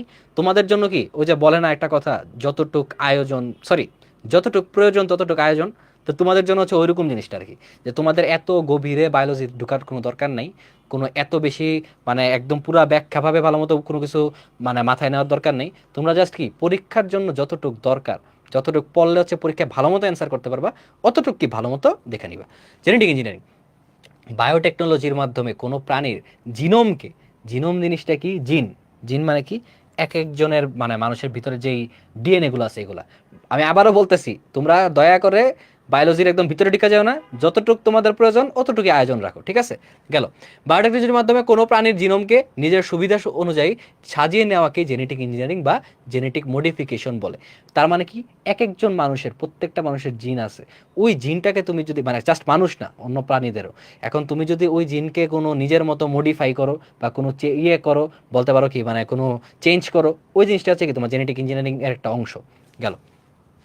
জিনোম হলো কোনো জীবের বংশগত বৈশিষ্ট্যের তথ্য, ঠিক আছে? ওই যে জিনোমটা কি, তাহলে কোনো জীবের বংশগত বৈশিষ্ট্যের তথ্য। তাহলে অবশ্যই সংজ্ঞাটা ভালো মতো পড়বা, কারণ সংজ্ঞাটা কিন্তু কি কর জন্য, জ্ঞানমূলকের জন্য অনেক ইম্পর্টেন্ট। গেল। এখন জেনেটিক ইঞ্জিনিয়ারিং এ আরো অনেক কিছু তোমাদের বইয়ে সুন্দর মতো ব্যাখ্যা করা আছে, ওইটা কি তোমরা নিজেরা পড়ে নিতে পারো, কারণ কি জেনেটিক ইঞ্জিনিয়ারিং থেকে কিন্তু কি গগ হতে প্রশ্ন আসতে পারে। বাট ভাইয়া হচ্ছে আরেকটা এক্সট্রা এখানে দিয়ে দিছি, এই জিনিসটা কি, কারণ তোমাদের হচ্ছে ধাপটা আসতে পারে। যারা সায়েন্সে আছো তারা তো অবশ্যই এটা পড়বা, সায়েন্সের এটা পড়বাই তোমরা, আমি বললাম তো, কারণ তোমাদের ওই যে চ্যাপ্টার, জিনের যে চ্যাপ্টার, ওটা অনুজীবের চ্যাপ্টারের মনে হয় না কোন চ্যাপ্টারে জানি এই জিনিসটা আছে, তো না ওখানে তো ভালো মতো দেখবাই, প্লাস আইসিটি থেকে এই জিনিসটা আইসা পড়তে পারে। এত একটা দেয় না তোমার কি, ওই পরবর্তীতে আমাদের এর পরের টপিকটা হচ্ছে ন্যানো টেকনোলজি। তো ন্যানো টেকনোলজি, বায়োমেট্রিক্স, এরপর তোমার ভার্চুয়াল রিয়েলিটি, এগুলো থেকে মেনলি ঘর কোয়েশ্চেন আসা পড়ে। বাট যদি এখান থেকে দিয়ে দেয় তাহলে যেন কি ভালো মতো অ্যান্সার করতে পারো, তাই হচ্ছে ভাইয়ার এটা দেওয়া। নিম্নে জেনেটিক ইঞ্জিনিয়ারিং এর মাধ্যমে জিনের জীবন পরিবর্তনের মূলনীতি সংক্ষেপে উল্লেখ করা হলো। কয়েকটা ধাপ, মানে তুমি এই যে জিনোম সিকোয়েন্সটা যে করবা, তুমি যে জিনের চেঞ্জটা করবা, এটা কিভাবে করবা, এটা কয়েকটা ধাপ দেওয়া হয়েছে। কি কি ধাপ? এক, সর্বপ্রথম যেই জিনটি দ্বারা একটি জীবের বৈশিষ্ট্য পরিবর্তন করা হবে তাকে আলাদা করা হয়। মানে কি, তুমি যেই জিনটাকে, মানে এই যে এখানে মনে করো যে একটা, এই যে এটা কিন্তু একটা ডিএনএ বা এটা একটা জিন, ঠিক আছে? এই জিনটাকে ফার্স্ট আলাদা করা হয়, যে তুমি মনে করো এই জিনের, মনে করো এই যে এই অংশ থেকে এই অংশ তুমি কিছু একটা কেটে তুমি অন্য কোনো একটা প্রাণীর বা বলতে পারো যে অন্য কোনো কিছু একটা এটার মধ্যে প্রবেশ করাবা, তখন এই জন্য তোমার প্রথম ধাপটা কি, এই জিনিসটাকে আলাদা করা, যে জিনটাকে তুমি চেঞ্জ করতে এটাকে আলাদা করা। তো এই যে আলাদা করা হয়, একটি ডিএনএ জিন অন্য একটি জিনকে প্রতিস্থাপন দুইটি উপায় করা যায়। মানে তুমি দুইটা উপায় হচ্ছে তুমি প্রতিস্থাপন করতে পারবা বা বলতে পারো যে চেঞ্জটা করতে পারবা। হয়তো বা ডাইরেক্ট ওটার মধ্যে দিয়ে দিলা, ডাইরেক্ট ইনপুট দিয়ে দিলা, বলে না যে ডাইরেক্ট ইনপুট, ডাইরেক্ট ওটার মধ্যে দিয়ে দিলা। বা তুমি আরেকটা জিনিস করতে পারো কি, একটা নির্দিষ্ট অংশ কেটে নিলা, মানে মনে করো যে আমি এই যে এই জিনটার এই ডিএনএর এই জায়গার এই নির্দিষ্ট একটু অংশ আমি কেটে নিছি, একটু অংশ কেটে কি আমি আলাদা করছি, দেন আরেকটা আমার যে ডিএনএ আছে ওটার মধ্যে আমি কি জাস্ট এই জিনিসটা বসাই দিছি। এভাবে আমি এই জিনিসটা চেঞ্জ করতে পারি, ঠিক আছে? তো এই জিনিসটা গেল, এই দুইটা দুইটা পদ্ধতিতে মানে কি বলে প্রতিস্থাপনটা করা যায়। এবং কি তাপ ও ইলেকট্রিক শক দিয়ে, এই পার্টটা একটু তোমাদের ভালো মতো বোঝা উচিত, যে কি তাপ ও ইলেকট্রিক শক দেখে একটি ডিএনএ কে একটি ব্যাকটেরিয়ার কোষে ঢোকানো যায়। এই যে ব্যাকটেরিয়ার কোষে, তুমি আমারে বলবা যে ভাই ব্যাকটেরিয়ার কোষে কেন ডিএনএ প্রবেশ করানো হইতেছে, এটার মধ্যে একটু কিছু লজিক আছে। ব্যাকটেরিয়া হচ্ছে তোমার কি মেনলি ব্যাকটেরিয়ার যে কোষটা, ওইটার কোষে যে জীবন বিস্তারটা এটা তাড়াতাড়ি হইতে পারে, ঠিক আছে? এই জন্য ব্যাকটেরিয়ার কোষে তোমার হচ্ছে এই জিনোমটা দিয়ে দেওয়া হয়, যেন সে আরো তাড়াতাড়ি বিস্তার করে, দেন কি এটা আরো মানে বলতে পারো যেটা বাড়াই দিতে পারে জিনিসটা, এটা। আর বায়োলজিতে আরো ভালো মতো শুনবা, কোনো প্যারা নাই, জাস্ট দেখো। ধাপ 3 কি, বিভিন্ন প্রাণীতে ডিএনএ সমূহ সাধারণত মাইক্রো ইনজেকশনের মাধ্যমে প্রাণী কোষে নিউক্লিয়াসে প্রবেশ করানো হয়। মানে কি, বিভিন্ন প্রাণীতে তুমি এই যে মডিফিকেশনটা করছো, এটা তো ব্যাকটেরিয়ার মধ্যে করছো, বাট এই এই ব্যাকটেরিয়ার মধ্যে যে তুমি জিনিসটা করছো, এই জিনিসটা তুমি কি পরবর্তীতে তুমি কি যখন একটা প্রাণীর মধ্যে ইনজেক্ট করবা, তখন কি একটা মাইক্রো ইনজেকশন, কি মাইক্রো ইনজেকশন ব্যবহার করা হয় একটা প্রাণী কোষের মধ্যে কি ওটা ইনজেক্ট করার জন্য। গেল। ধাপ 4 কি, যেই ডিএনএ নতুন জিনকে তৈরি করবে তাকে একটি ব্যাকটেরিয়াতে রূপান্তরিত করা হয়, অতঃপর সেই ব্যাকটেরিয়া উদ্ভিদের মধ্যে এক ধরনের টিউমার তৈরি করবে এবং তা থেকে কি প্রাকৃতিকভাবে নতুন জিএমও। এই জিনিসটা তোমাদের নৈবিত্তিকের জন্য ইম্পর্টেন্ট, এটা হচ্ছে মেইনলি বায়োলজির নৈবিত্তিক, বাট ভাগ্য খারাপ থাকলে কি তোমাদের আইসিটিতে এই নৈবিত্তিকটা দিতে পারে যে জিএমও এর পূর্ণরূপটা কি, জেনেটিক্যালি মডিফাইড অর্গানিজম, ঠিক আছে? এই জিনিসটা মনে রাখবা। গেল। তো এই ছিল তোমাদের জেনেটিক ইঞ্জিনিয়ারিং। আর যদি আরো কেউ আরো মানে আর তোমরা যারা আসো, তোমরা যদি আরেকটু ভালো মতো বুঝতে চাও, জাস্ট কি বইয়ের চ্যাপ্টারটা মানে বইয়ের ওই পার্টটা ভালো মতো রিডিং পড়বা, 3-4 বার যদি রিডিং পড়ো বা 2 বার যদি রিডিং পড়ো, তাহলে দেখবা একদম তোমাদের মাথায় ঢুকে গেছে, তখনই তোমরা কি পরীক্ষা আসলে অ্যান্সার করতে পারবে। গেল।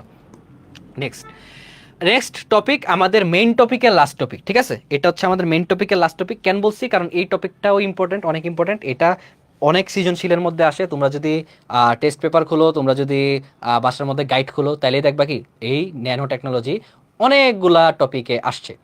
কি ন্যানো টেকনোলজিটা? ফার্স্টের মধ্যে একটা কথার মধ্যে আছে কি ন্যানো টেকনোলজি, এই কথার মধ্যে কি আছে ন্যানো টেকনোলজি। ন্যানো জিনিসটা কি, ঠিক আছে, ন্যানো জিনিসটা কি, এই যে ন্যানো, ন্যানো যেমন এখানে নিচে তো অলরেডি লেখা আছে, তোমরা দেখছোই। আমি যদি বলি মিটার, মিটার থেকে যদি তুমি আরো নিম্ন মানের একটা দৈর্ঘ্য চাও, তাহলে বলো না ন্যানোমিটার, ঠিক আছে। এই জিনিসটা মানে কি মিটার থেকে আরো ছোট। তো ন্যানো টেকনোলজি মানে কি আরো ছোট একটা জিনিস, বা বলতে পারো যে মানে ক্ষুদ্রতর, ক্ষুদ্র থেকেও ক্ষুদ্রতর একটা জিনিস ন্যানো টেকনোলজি। তো এইটা কি ন্যানো হচ্ছে মানে ক্ষুদ্র, আর টেকনোলজি মানে তো বুঝোই টেকনোলজি মানে কি। টেকনোলজি মানে কি আসলেই তো টেকনোলজি মানে হচ্ছে কি একটা নতুন একটা কিছু, মনে করো যে উদ্ভাবন বা এরকম কিছু একটা। তো ন্যানো প্রযুক্তি, তো প্রযুক্তিটা যে ন্যানো যে টেকনোলজি, ওটা হচ্ছে সরি টেকনোলজির বাংলা তো প্রযুক্তি। তো ন্যানো প্রযুক্তি হলো পারমাণবিক বা আণবিক স্কেলে।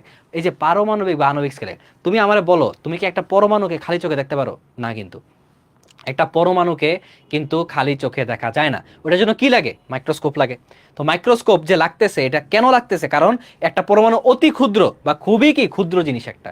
এই জন্য কি ন্যানো প্রযুক্তি হচ্ছে পারমাণবিক বা আণবিক স্কেলে অতি ক্ষুদ্র ডিভাইস তৈরি করার জন্য ধাতব ও বস্তুকে সুনিপুণভাবে কাজে লাগানোর বিজ্ঞান, ঠিক আছে। অবশ্যই তোমার ইয়ে লাগবে, কি বলে, সংজ্ঞাটা লাগবে। সংজ্ঞাটা কয়ের জন্য অনেক ইম্পর্টেন্ট। আমি বারবার বলতেছি যে এই সংজ্ঞাগুলো স্লাইডে দিয়ে দিছি, প্রত্যেকটা সংজ্ঞা ইম্পর্টেন্ট, প্রত্যেকটা সংজ্ঞা কি তোমাদের জ্ঞানমূলকের জন্য পড়তে হবে। গেল। তো ন্যানো প্রযুক্তি হলো কি পারমাণবিক বা আণবিক স্কেলে অতি ক্ষুদ্র ডিভাইস তৈরি করার জন্য ধাতব ও বস্তুকে সুনিপুণভাবে কাজে লাগানোর একটা বিজ্ঞান। একটি উপাদানের গোড়ার দিকে আবিষ্কার থেকে বর্তমানে উন্নয়নকৃত পদ্ধতি এবং সামগ্রী ব্যবহার করে উচ্চ ক্ষমতা সম্পন্ন পণ্য বা উৎপাদন তৈরির জন্য ন্যানো প্রযুক্তিকে কাজে লাগানো হয়। এত কিছুর ভিতরে ঢোকার দরকার নেই। সুন্দর মতো আগে একটা জিনিস বুঝো যে জিনিসটা কি হইতেছে, ন্যানো টেকনোলজির কি। আমি বলি তুমি আগে যেমন অনেক আগে যে এই জিনিসগুলো হইতেছিল, অনেক আগে বলতে পারো যে অনেক আগের যে কম্পিউটারটা আছে, এই কম্পিউটার কি ওই যে সুপার কম্পিউটার দেখছো না, সুপার কম্পিউটার কি অনেক বড় না, অনেক বিশাল না? এই যে অনেক বড় বা অনেক বিশাল একটা কম্পিউটার, এটা কি এখন আস্তে আস্তে কি তোমার বাসায় যে কম্পিউটারটা আছে এত ছোট একটা প্রযুক্তিতে আসা পড়ছে না, বা এত ছোটভাবে ওই জিনিসটাকে আনতেছে না? এখন কিন্তু আরো ছোট করে মানে একটা কম্পিউটারকে যেন মানে এটার মানে কম্পিউটার থেকে ছোট কি ল্যাপটপ। তুমি কি ল্যাপটপ ক্যারি করে নিতে পারতেছো? তোমার ভার্সিটিতে মানে তোমার কলেজে তোমার ল্যাপটপ নিতে মন চাইতেছে, তুমি নিয়ে যেতে পারবা, তুমি এক জায়গা থেকে আরেক জায়গায় নিতে পারবা। তো এই যে জিনিসগুলোকে যে আরো ছোট পরিমাণে বা ছোট পরিসরে নিয়ে আসতেছে, এগুলোই কি তোমার ন্যানো টেকনোলজি। কারণ আগে এক একটা মাদারবোর্ড মনে করো আসিল এই রুমের সমান, আর এখন কি ওইটারে ছোট করতে করতে করতে করতে চিপটাকে আরো ছোট বানাইতে বানাইতে কি একদম ন্যানোমিটারের পর্যায়ে নিয়ে এসে পড়ছে। এগুলাতেই কি তোমার ন্যানো টেকনোলজি ব্যবহার করা হচ্ছে। গেল। ন্যানোমিটার হচ্ছে দৈর্ঘ্য পরিমাপের একটি একক, যেটা একটু আগে বলছিলাম, যেটা কি এটা দিয়ে হচ্ছে তোমার দৈর্ঘ্য মাপা হয়, দৈর্ঘ্য পরিমাপের একটি একক। এক ন্যানোমিটার হচ্ছে কি এক মিটারের 100 কোটি ভাগের এক ভাগ। তার মানে এক এক মিটার বলতে তোমার মেইনলি একটু একটু একটু এটা, তাই না? যদি তুমি 1 মিটারে চিন্তা করো, তো 1 মিটার যদি একটুক হয়, 1 ন্যানোমিটার কি একটুকের 100 কোটি ভাগের এক ভাগ, ঠিক আছে। 100 কোটি ভাগের এক ভাগ। তো এটা তোমার সৃজনশীল কোথাও আসবে না, জাস্ট বোঝার জন্য দিলাম। আর এইটা জানতে পারো, এটা হচ্ছে তোমার কি মেইনলি আইসিটি থেকে তোমার বেশি লাগবে কোথায়? ফিজিক্সে। ওই যে একজন মেবি অলরেডি কমেন্ট করতে দেখছিলাম কই জানি উপরে, যে ফিজিক্সে এই জিনিসটা লাগে, যে 1 ন্যানোমিটার সমান কি 10⁹ মিটার। ঠিক আছে, গেল। তো এই ছিল তোমার ন্যানো টেকনোলজি জিনিসটা কি। এখন আসো আমরা আরো ন্যানো টেকনোলজি সম্পর্কে ভালো মতো জানি। এখন এই স্লাইডটা খুবই ইম্পর্টেন্ট, এই স্লাইডটা কি খুবই ইম্পর্টেন্ট, এই স্লাইডটা খুবই ইম্পর্টেন্ট। আমি যদি একটু দাগাই দিই, এই স্লাইডটা খুবই ইম্পর্টেন্ট 3 স্টার। কেন? কারণ এই ন্যানো টেকনোলজি থেকে তোমার সাধারণত কি সৃজনশীলে কোশ্চেন এসে পড়ে, সৃজনশীলে কি কোশ্চেন এসে পড়ে, কি দিবে তোমাকে সুন্দর মতো। আর আরেকটা আমি বলি, ন্যানো টেকনোলজির সবচেয়ে বড় ব্যবহারটা কি, বা বলতে পারো ন্যানোটেকনোলজি কি, যে তোমার সৃজনশীলে উদ্দীপক যেটা দিতে পারে বা ইয়ে দিতে পারে, সেটা হচ্ছে চিপসের প্যাকেটে ব্যবহার করা হয় ন্যানো টেকনোলজি, ঠিক আছে।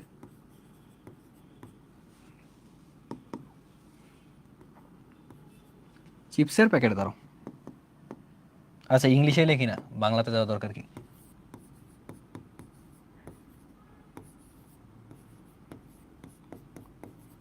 ঠিক আছে, চিপসের প্যাকেট, চিপসের প্যাকেটে কিন্তু তোমার কি ন্যানো টেকনোলজি ব্যবহার করা হয়। তো উদ্দীপকে দিয়ে দিতে পারে যে চিপসের প্যাকেটের মধ্যে যেই টেকনোলজি মানে যেই প্রযুক্তিটা বা তথ্য প্রযুক্তির, তথ্য যোগাযোগ প্রযুক্তির কোন জিনিসটা ব্যবহার করা হচ্ছে, সেই জিনিসটা কিন্তু কি তোমার আসতে পারে। এই জন্য চিপসের প্যাকেট এখানে লিখে দিলাম। তো এই স্লাইডটা তোমাদের জন্য খুবই ইম্পর্টেন্ট। হ্যাঁ, একজন কমেন্ট করছে কম্পিউটার ভালো নাকি ল্যাপটপ। ভাইয়া প্লিজ আমি আবারও বলতেছি, তোমরা নিজস্ব পার্সোনাল কোনো কোয়েশ্চেন টোয়েশ্চেন এখানে করো না, সুন্দর মতো জাস্ট ক্লাসটা করো, ক্লাসটা ভালো মতো করো। তোমাদের নিজের কোনো কিছু মানে এখানে বলার দরকার নেই। ক্লাসের রিলেটেড যদি কোনো কোয়েশ্চেন থাকে বা টেকনিক্যাল প্রবলেম থাকে তাহলে তুমি ক্লাসে ওইটা কমেন্ট করো। এছাড়া নাইলে ভাইয়ারও ডিস্ট্র্যাক্ট হবে, প্লাস মনে করো যারা ক্লাসটা মনোযোগ দিয়ে করতেছে তাদেরও ডিস্ট্র্যাক্ট হবে। ঠিক আছে, তো এখন বাদ দাও, এখন এটাতে আসো। তো যেটা বলেছিলাম ন্যানো প্রযুক্তির প্রয়োগ ক্ষেত্র। আর ক্লাসের শেষে তোমরা যারা থাকবা তোমরা দরকার হলে তখন একটু 2 মিনিট কথা বললো কোনো সমস্যা নেই, বাট ক্লাসের মাঝখানে প্লিজ কোনো অন্য রিলেটেড কোয়েশ্চেন করো না। ঠিক আছে, গেল। আচ্ছা, ন্যানো প্রযুক্তি, তো যেটা বলতেছিলাম, এই স্লাইডটা কেন ইম্পর্টেন্ট, কারণ কি তোমাকে হয়তোবা উদ্দীপকের মধ্যে দিয়ে দিবে যে এরকম এরকম জিনিসগুলোর ক্ষেত্রে ব্যবহার করা হচ্ছে, বা তোমাকে বলবে যে ন্যানো প্রযুক্তি কি বলে ন্যানো টেকনোলজির কাজগুলো ব্যাখ্যা করতে, বা কাজগুলো হচ্ছে কি কি, বা এই প্রযুক্তি তুমি আর কোথায় ব্যবহার করতে পারো। তখন কি তোমার সুন্দর মতো এই প্রত্যেকটা পয়েন্ট ব্যাখ্যা করতে হবে। কি কি আমরা দৈনন্দিন কাজে কোথায় কোথায় ন্যানো বা টেকনোলজি ব্যবহার করতেছি। প্রথম হচ্ছে রাসায়নিক শিল্প। সানস্ক্রিনে ব্যবহৃত টিটানিয়াম ডাইঅক্সাইড তৈরির কাজে, বিভিন্ন জিনিসের প্রলেপ তৈরির কাজে, পানি বিশুদ্ধকরণের কাজে, এইসব কাজে কি তোমার ন্যানো টেকনোলজি ব্যবহার করা হচ্ছে। খাদ্য শিল্প, খাদ্যজাত দ্রব্য প্যাকেজিং, যেটা আমি একটু আগে বললাম চিপসের প্যাকেট, এই চিপসের প্যাকেট থেকে তোমার মনে করো সৃজনশীল দিয়া দেয় প্রায় সময়, যে চিপসের প্যাকেটের মধ্যে কোন টেকনোলজি মানে কোন প্রযুক্তি ব্যবহার করা হচ্ছে, বা চিপসের প্যাকেটের মানে একটা কারখানায় এরকম চিপসের প্যাকেট বানানো হয়, তো পরে তোমার গতে হচ্ছে কোশ্চেন করবে যে উক্ত কারখানায় কোন তথ্য যোগাযোগ প্রযুক্তির কোন বিষয়টি উল্লেখযোগ্য বা কোন বিষয়টি ব্যবহার করা হচ্ছে, তখন কি ন্যানো টেকনোলজি। আচ্ছা, খাদ্য শিল্প, খাদ্যজাত দ্রব্য প্যাকেজিং, তো এটা আমি একটু দাগাই দিই কি খাদ্যজাত দ্রব্য প্যাকেজিং এর সিলভার তৈরির কাজে, ওই যে আমরা যখন চিপসের প্যাকেটটা খুলি ওটার ভিতরটা কি সিলভার কালার থাকে না, অ্যালুমিনিয়াম ফয়েল টাইপের, তো ওইখানে কি ন্যানো টেকনোলজি ভালো মতো ব্যবহার করা হয়, মানে ন্যানো টেকনোলজি ব্যবহারের ফলে ওগুলা কি আরো ইজিলি মনে করো যে তৈরি করা হইতেছে আর কি। গেল। তো খাদ্যের স্বাদ তৈরিতে ব্যবহৃত বিভিন্ন ধরনের ন্যানো মেটেরিয়ালে কি এটা তৈরি হয়। চিকিৎসা ক্ষেত্রেও আছে, চিকিৎসা ক্ষেত্রে কি ওষুধ তৈরির আণবিক গঠনে, মানে আণবিক মানে কি একদম ছোট গঠনটা, মানে একদম মনে করো যে ছোট পর্যায়ে যে গঠনটা, আণবিক গঠনে যাতে রোগাক্রান্ত সেলে সরাসরি ওষুধ প্রয়োগ করা যায়। ইলেকট্রনিক শিল্পে ইলেকট্রনিক যন্ত্রপাতি, বিদ্যুৎ খরচ, ওজন এবং আকৃতি কমিয়ে কার্যক্ষমতা ও দক্ষতা বৃদ্ধির লক্ষ্যে জ্বালানি তৈরিতে, হাইড্রোজেন আয়ন এর জন্য ফুয়েল সেল তৈরিতে, হাইড্রোজেন আয়নের জন্য কি ফুয়েল সেল তৈরিতে। আর কি কি, ব্যাটারি শিল্পে, এটা মনে রাখতে হবে, প্রচলিত সৌরকোষের চাইতে আরও অধিক সাশ্রয়ী মূল্যের ন্যানো ন্যানোটেক সৌরকোষ তৈরিতে, এবং কি বিভিন্ন প্রকার ব্যাটারি তৈরিতে। তো এই যে বিভিন্ন প্রকারের যে ব্যাটারিগুলো তৈরি করা হয় বা বিভিন্ন প্রকারের যে ব্যাটারিগুলো আছে, ওগুলোর মধ্যে কি আমাদের ন্যানো টেকনোলজি ব্যবহার করা হচ্ছে। আর কি, খেলাধুলা ও ক্রীড়া সরঞ্জাম, খেলাধুলা সামগ্রী যেমন টেনিস বলের স্থায়িত্ব বৃদ্ধির জন্য, বাতাসে গলফ বলের পজিশন ঠিক রাখার জন্য। আবার কি কম্পিউটারের হার্ডওয়্যার তৈরিতে, এটা তো আমি একটু আগে তোমার একদম ভালো মতো ব্যাখ্যা করলাম যে কি আগে সুপার কম্পিউটার ছিল এই পুরা বিল্ডিং এ, মানে বিল্ডিং না হয়ে এই পুরা বিল্ডিং এর সমান ছিল সুপার কম্পিউটার, আর এখন কি এটা ছোট হয়ে আসতেছে পরিসরটা, কম্পিউটার থেকে কি ল্যাপটপ এসে পড়ছে যারা আরো ছোট, মোবাইল তো আমার আরো ছোট, এবং কি এই দিন দিন আরও এটাকে কি যতটা ছোট করা যায় এই চেষ্টাটাই করবে, যেন কি তুমি ক্যারি করতে সুবিধা হয়। এবং ল্যাপটপ যেমন মনে করো যে আগের ল্যাপটপগুলোর ওজন ছিল অনেক বিশাল, ভাইয়ার যে ল্যাপটপ এটারই ওজন অনেক, বাট আজকাল এত স্লিম ল্যাপটপ পাওয়া যায় যেটা মনে করো যে কয়েক কয়েক গ্রাম মানে কয়েকশো গ্রাম, 1 কেজিও না, মনে করো 900 গ্রাম বা 850 গ্রাম, বাট এমন না যে 850 গ্রাম দেখে ওইটার মানে স্পেক্স কম বা ওইটার জিনিসপাতি কম, ওইটার কিন্তু স্পেক্স অনেক ভালো, বাট কি একদম ছোট পরিসরে নিয়ে আসছে। ঠিক আছে, যেমন মনে করো ল্যাপটপের গ্রাফিক্স কার্ড কি তোমার মনে করো পিসির গ্রাফিক্স কার্ডের মতো এত বড় না, ওটা ছোট্ট একটা চিপের মতো ব্যবহার করা হয় গ্রাফিক্স কার্ডটা, এভাবে এগুলো হচ্ছে গ্রাফিক্স কার্ড, মানে এইগুলো হচ্ছে ল্যাপটপের ইনস্ট্রুমেন্টগুলো। গেল। তো কম্পিউটার হার্ডওয়্যার তৈরিতে ভিডিও গেমস কনসোল এবং কি পার্সোনাল কম্পিউটারের মেমোরি, গতি, দক্ষতা ইত্যাদি বৃদ্ধির জন্য কি বিভিন্ন হার্ডওয়্যার তৈরিতে ন্যানো টেকনোলজি ব্যবহার করা হয়। তা ভাইয়া আরেকবার বলে দিচ্ছি, এই স্লাইডটা কিন্তু ইম্পর্টেন্ট, বোধ সৃজনশীলের জন্য ইম্পর্টেন্ট। তোমার যদি সৃজনশীলের মধ্যে আসে তাহলে কি গ ঘটিটা লিখতে হবে, প্লাস কি তোমার সৃজনশীলের উদ্দীপকের মধ্যে কোনো একটা ব্যবহার দিয়ে দিতে পারে, তখন তোমার কি বুঝতে হবে যে এটা কি ন্যানো টেকনোলজি ব্যবহার। ঠিক আছে, গেল। নেক্সট, প্রায় শেষের দিকে আমরা ক্লাসে, আর এই লাস্ট টপিক আমাদের, এটা লাস্ট টপিক, এবং এটা এত একটা ইম্পর্টেন্ট টপিক না, এটা আবার সেম ওই জিনিসটা কি বিপদের বন্ধু, মানে এটা দেয় না বাট হঠাৎ করে দিয়ে দিতে পারে এরকম টাইপ আর কি জিনিসটা। তো এই জন্য এই টপিকটা একটু দেখা যাবে কি, এটা হচ্ছে কি তথ্য যোগাযোগ প্রযুক্তির ব্যবহারের নৈতিকতা। নৈতিকতা মানে কি, এটা তো অবশ্যই তোমরা ভালো মতোই বুঝো নৈতিক থাকাটা। যেমন মনে করো এখানে যদি তোমার ক্লাসের মধ্যে কেউ অনৈতিক কাজ করে, অনৈতিক কাজটা কি, যে কমেন্টের মধ্যে আজাইরা কথা লেখা, বা কমেন্টের মধ্যে মনে করো যে আজাইরা কোনো কিছু এসে বলতেছে, এই যে একটা অনৈতিক কাজ, সেম তোমার কি তথ্য যোগাযোগ প্রযুক্তিতে তোমার অনৈতিক কাজ করা যাবে না। তোমার কি নৈতিকতাটা বজায় রাখতে হবে, কারণ তুমি যদি নৈতিকতা বজায় না রাখো তাহলে কি সবখানেরই ক্ষতি। একে তো তোমার পরিবেশের ক্ষতি, আরেকটা কি তোমার আশেপাশের মানুষের ক্ষতি গেল। আচ্ছা, তাহলে এইগুলো তুমি জাস্ট রিডিং পড়বা, এগুলোতে তেমন বুঝার মতো কিচ্ছু নাই, জাস্ট রিডিং পড়লে তোমার মাথার মধ্যে ঢুকে যাবে। যে আমি তাও একবার বলে দিই যেন কি তোমরা আমার কথাটা শুনে যেন তোমাদের, বলছিলাম না আমি চেষ্টা করবো কি ক্লাসের মধ্যেই 85% পড়া যেন তোমাদের শেষ হয়ে যায়, বাকি 15% পড়া কি তোমরা বাসায় পড়লে ক্লিয়ার হয়ে যাবে। জিনিসটা কি, নিজের মধ্যে স্বার্থের দ্বন্দ্ব এড়িয়ে চলা এবং নিশ্চিত থাকা উচিত যে চাকরিদাতা সম্ভাব্য যে কোনো দ্বন্দ্বের ব্যাপারে সবসময় সজাগ থাকেন। মানে কি, আমরা মানে যখন আইসিটিটা ব্যবহার করতেছি তখন নিজেদের মধ্যে দ্বন্দ্ব লাগাই দিব না, যাচ্ছে এটা তো আমার, এটা ওর। আমরা কি নৈতিকতাটা বজায় রাখবো। কোনো তথ্যের ভুল উপস্থাপন না করা, মানে মনে করো যেটা হচ্ছে সোশ্যাল মিডিয়াতে সবচেয়ে বেশি করা হয়, যে একটা ভুল ইনফরমেশনকে এমনভাবে উপস্থাপন করা হয় যেটাকে কি একদম রিয়েল মনে হয়, বা মনে হয় কি যে ওটা ঠিকঠাক আছে একদম। পরে আর কি আছে, যথাযথ অনুমোদন ছাড়া ব্যক্তিগত অর্জন বা অন্য কোনো উদ্দেশ্যে চাকরিদাতার সম্পদ ব্যবহার করার চেষ্টা না করা। মানে এক কথায় বলতে গেলে পাইরেসি, পাইরেসি না করা। যদি পাইরেসি করে, মানে পাইরেসি মানে কি, তোমার এটার অনুমতি নাই, তোমার এই সফটওয়্যারটা নেওয়ার অনুমতি নাই, বাট তুমি তাও সফটওয়্যারটা ইউজ করতেছো, এটা হচ্ছে পাইরেসি। ব্যক্তিগত অর্জন বা ব্যক্তিগত সন্তুষ্টির জন্য কম্পিউটার পদ্ধতির দুর্বলতাকে কাজে না লাগানো। আচ্ছা, সামাজিক অবক্ষয়। আচ্ছা, সামাজিক অবক্ষয় ঘটে এই ধরনের প্রযুক্তি নির্ভর কার্যক্রম থেকে বিরত থাকা। মানে কি, এরকম কোনো মানে সাইট বা এরকম কোনো কাজকর্ম না করা যেটার মধ্যে কি তোমার অন্য জনের ক্ষতি হচ্ছে বা কি অন্য জনের কোনো একটা সমস্যা হচ্ছে। অফিস চলাকালীন সময়ের মধ্যে চ্যাট বা নোট ব্রাউজ করে অযথা সময় নষ্ট না করা।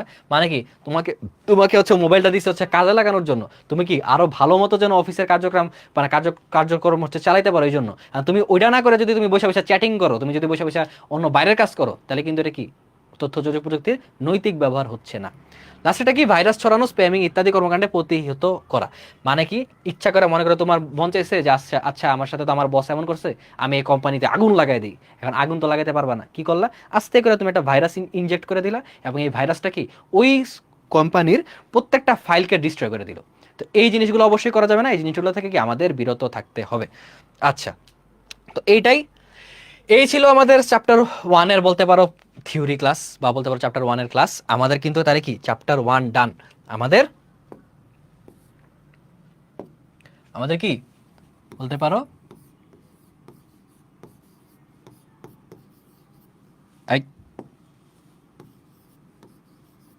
চ্যাপ্টার 1 কি ডান।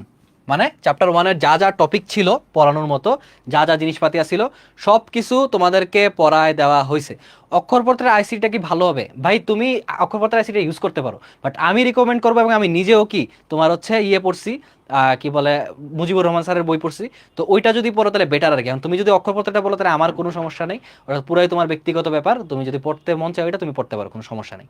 আচ্ছা, গেল। সেকেন্ড কথা হচ্ছে কি, তোমার এই চ্যাপ্টার 1 ডান, যা যা আছে যা যা টপিক ছিল সবকিছু তোমার হচ্ছে কি বলতে পারো যে একদম করে দিছি, যা যা কিছু আসিল। এখন আছে তোমাদের আরেকটা লাস্ট ক্লাস নিব, সেই ক্লাসটা কিসের জন্য, সেটা হচ্ছে তোমাদের যেন সৃজনশীলে কোনো প্রবলেম না থাকে, এবং কি তোমার যেন চ্যাপ্টার 1-এ যে এমসিকিউ আছে একদম ভালো মতো চেষ্টা করবো কি ওই দিন জাস্ট এমসিকিউ, আর ওই ক্লাসটা এত বড় হবে না, ওইটা আরও ছোট ক্লাস হবে, মনে করো 1 ঘন্টার মধ্যে শেষ হয়ে যাবে, বা 45 মিনিটের মতো। ওই ক্লাসটা মেনলি ওই ক্লাসটা কেন জরুরি, কারণ হচ্ছে ওই ক্লাসটা তোমার এখন না লাগলেও তুমি যখন এক্সাম দিতে যাবা এর আগে যেন তুমি কি ভালো মতো পড়তে পারো। এখন অনেকের এটা এটা কমপ্লেন থাকতে পারে যে ওই যে একজন মনে উপরে কমেন্ট করছো যেটা দেখতেছি, যে এটা কমপ্লেন থাকতে পারে যে চ্যাপ্টার 1 তো থিওরি টাইপ চ্যাপ্টার, এটা কেন এত পড়ানো হয়েছে। ভাইয়া দেখো, মেইনলি আমাদের টার্গেটটা কি, আমাদের টার্গেটটা হচ্ছে তোমাদেরকে যেন এমনভাবে প্রত্যেকটা চ্যাপ্টার শেষ করে দেওয়ার, যেন কি, কারণ এটা কোর্সটার নামই হচ্ছে বেসিক টু প্রো কোর্স। তো এরকমভাবে চ্যাপ্টারটা শেষ করব যেন কি তোমরা সব কিছু এখানে পড়ানো হয়। এরকম করবো না কোনো টপিকে যে আচ্ছা এটা তো তোমরা দেখলেই পারবা, তো এটা ভালো মতো করে ফেলো না। যেমন যেই জিনিসটা একদমই তোমাদের দরকার নাই, বা বলতে পারো যে জিনিসটা তোমাদের হচ্ছে কম পড়লে হবে, ওই জিনিসটা কি ভাইয়া বলে দিব। বাট যেই জিনিসটা তোমাদের দেখানোর দরকার বা দেখানো জরুরি, বা বলতে পারো যে তোমাদেরকে না দেখালে সমস্যা, বা আমি যদি বলে দিই তাহলে বেটার হবে, ওই জিনিসটাকে আমরা ভালো মতোই ক্লাসে শেষ করব। তো আশা করি তোমাদের সবারই ক্লাস ভালো লাগছে। এখন যদি তোমাদের কোনো কোয়েশ্চেন থাকে তাহলে করতে পারো, কোয়েশ্চেন বলতে তোমাদের যদি বাইরের কোনো কথা টথা বলা লাগে তাহলে বলতে পারো, কোনো সমস্যা নেই, ভাইয়া 1 মিনিটের মতো আসি। আর যাদের হচ্ছে ক্লাস হয়ে গেছে তারা জানাইতে পারো যে ক্লাসটা কেমন লাগছে, ক্লাসটা ভালো লাগছে নাকি, সব কিছু বুঝতে পারছো নাকি। অ্যান্ড ভাইয়াও তো নতুন, তো ভাইয়ার ক্লাস ভালো মতো। আল্লাহ হাফেজ। যাদের হচ্ছে ক্লাস শেষ তারা যেতে পারো, কোনো সমস্যা নাই। আর যারা হচ্ছে কোনো কিছু বলতে চাও বা কোনো কিছু বলার দরকার আছে তারা এখন বলতে পারো, আমি 1 মিনিটের মতো আছি। আর ভালো মতো বুঝছো নাকি বললো? তোমাদের যখন এক্সাম হবে তখন কি ক্লাস করানো হবে না? আমরা তো পুরোটা কোর্স শেষ করে দিব। এই কোর্সের তো প্রত্যেকটা টপিকই তোমাদের কাছে মানে প্রত্যেকটা ভিডিওর অ্যাক্সেসই তোমাদের কাছে থাকবে। তো তোমরা সবসময় এই ভিডিওগুলো পাবা। তোমরা যখনই তোমাদের এক্সামগুলো মানে কি বলে এক্সামের সময় দেখার দরকার আছে তখন তুমি কি এক্সাম দেখতে পারবা। নেক্সট ক্লাসটা এত একটা বলতে পারবো যে বড় হবে না, ছোট একটা ক্লাস। জাস্ট কি তোমাদের সৃজনশীলের সাথে পরিচয় করে দেওয়া, অ্যান্ড কি তোমরা যেন ভালো মতো সৃজনশীল দিতে পারো, বা বলতে পারো ভালো মতো হচ্ছে সৃজনশীল লিখতে পারো, এই জন্যই আর কি। আর এমসিকিউ প্র্যাকটিস, মনে করো আমরা 30-40টার মতো এমসিকিউ বা বলতে পারো যে কি 10-12টার মতো এমসিকিউ, 10-12 বলে সরি, 20টার মতো তো এমসিকিউ প্র্যাকটিস করবোই। ঠিক আছে? আচ্ছা ঠিক আছে, থ্যাংক ইউ, তোমরা ভালো মতো বুঝছো। আর নেক্সট কোন চ্যাপ্টার? নেক্সট মেবি আমি চ্যাপ্টার 5 শুরু করবো আমি। হ্যাঁ, আমি যেগুলো দিছি তুমি ওগুলাই পড়বা। বাড়তি বইয়ের যদি টপিক থাকে ওগুলো পড়ার দরকার নেই, কোনো কোনো প্যারা নেওয়ার দরকার নেই, এগুলো থেকে ইনশাল্লাহ কোশ্চেন আসবে। বাট একটা কাজ করতে পারো, আমার এই জিনিসটা ছাড়াও কি বলে তোমার স্লাইড ছাড়াও বইয়ের মধ্যে এই টপিকগুলোর মধ্যে আরও যা যা আছে ওগুলো ভালো মতো করে ফেলতে পারো। আচ্ছা, থ্যাংক ইউ। তো আশা করি তোমরা সবাই তোমরা ভালো থাকো। অ্যান্ড চ্যাপ্টার 1 কিন্তু শেষ, আবার বলতেছি, গা ছাড়াভাবে পড়লে হবে না। তোমরা নিজেরা অবশ্যই কি চ্যাপ্টার 1-এর সবগুলা টপিক কমপ্লিট করবা, ভালো মতো পড়বা, যেন কি এমনভাবে পড়া হয় এইচএসসির আগে যেন আর পড়া না লাগে। ঠিক আছে? থ্যাংক ইউ, তাহলে আল্লাহ হাফেজ সবাইকে। বায়ো ইনফরমেটিক্সটা আরেকটু, আচ্ছা সমস্যা নাই, ইয়ে পার্সিয়া মুভি তোমার নাম নাকি? প্যারা নাই তো, তুমি এত প্যারা খাচ্ছ কেন? বায়ো ইনফরমেটিক্স তো এই ক্লাসের মধ্যে আছে না? ক্লাসটা তুমি কি জাস্ট ওই বায়ো ইনফরমেটিক্স পার্টটা টাইম না আবার দেখা ফেলবা, তাহলে দেখবা যে একদম ক্লিয়ার হয়ে গেছে। ঠিক আছে? ওয়েবসাইটে ক্লাস কখন দেওয়া হবে? ওয়েবসাইটে ইনশাল্লাহ দেওয়া হবে। ভাইয়া তো ক্লাস দেই না, তাই ভাইয়া জানিও না, বাট দেওয়া দিবে, সব ক্লাসে কি ওয়েবসাইটে চলে যাবে। ঠিক আছে, তাহলে ভাইয়া গেলাম। বায়ো ইনফরমেটিক্স আরেকটু বুঝান, বললাম তো তুমি উইচ পার্টটা যদি দেখো তাহলে বুঝে যাবা। আর বায়ো ইনফরমেটিক্সের একটা নর্মাল বেসিক কথা এটাই যে কি বায়োলজিকে কি বলে বায়োলজির মধ্যে বা বায়োলজিক্যাল জিনিসের মধ্যে কি তথ্য যোগাযোগ প্রযুক্তির ব্যবহার। ঠিক আছে, আসসালামু আলাইকুম সবাইকে, সবাই ভালো থেকো, অ্যান্ড কি সবাই নেক্সট ক্লাসে আইসো।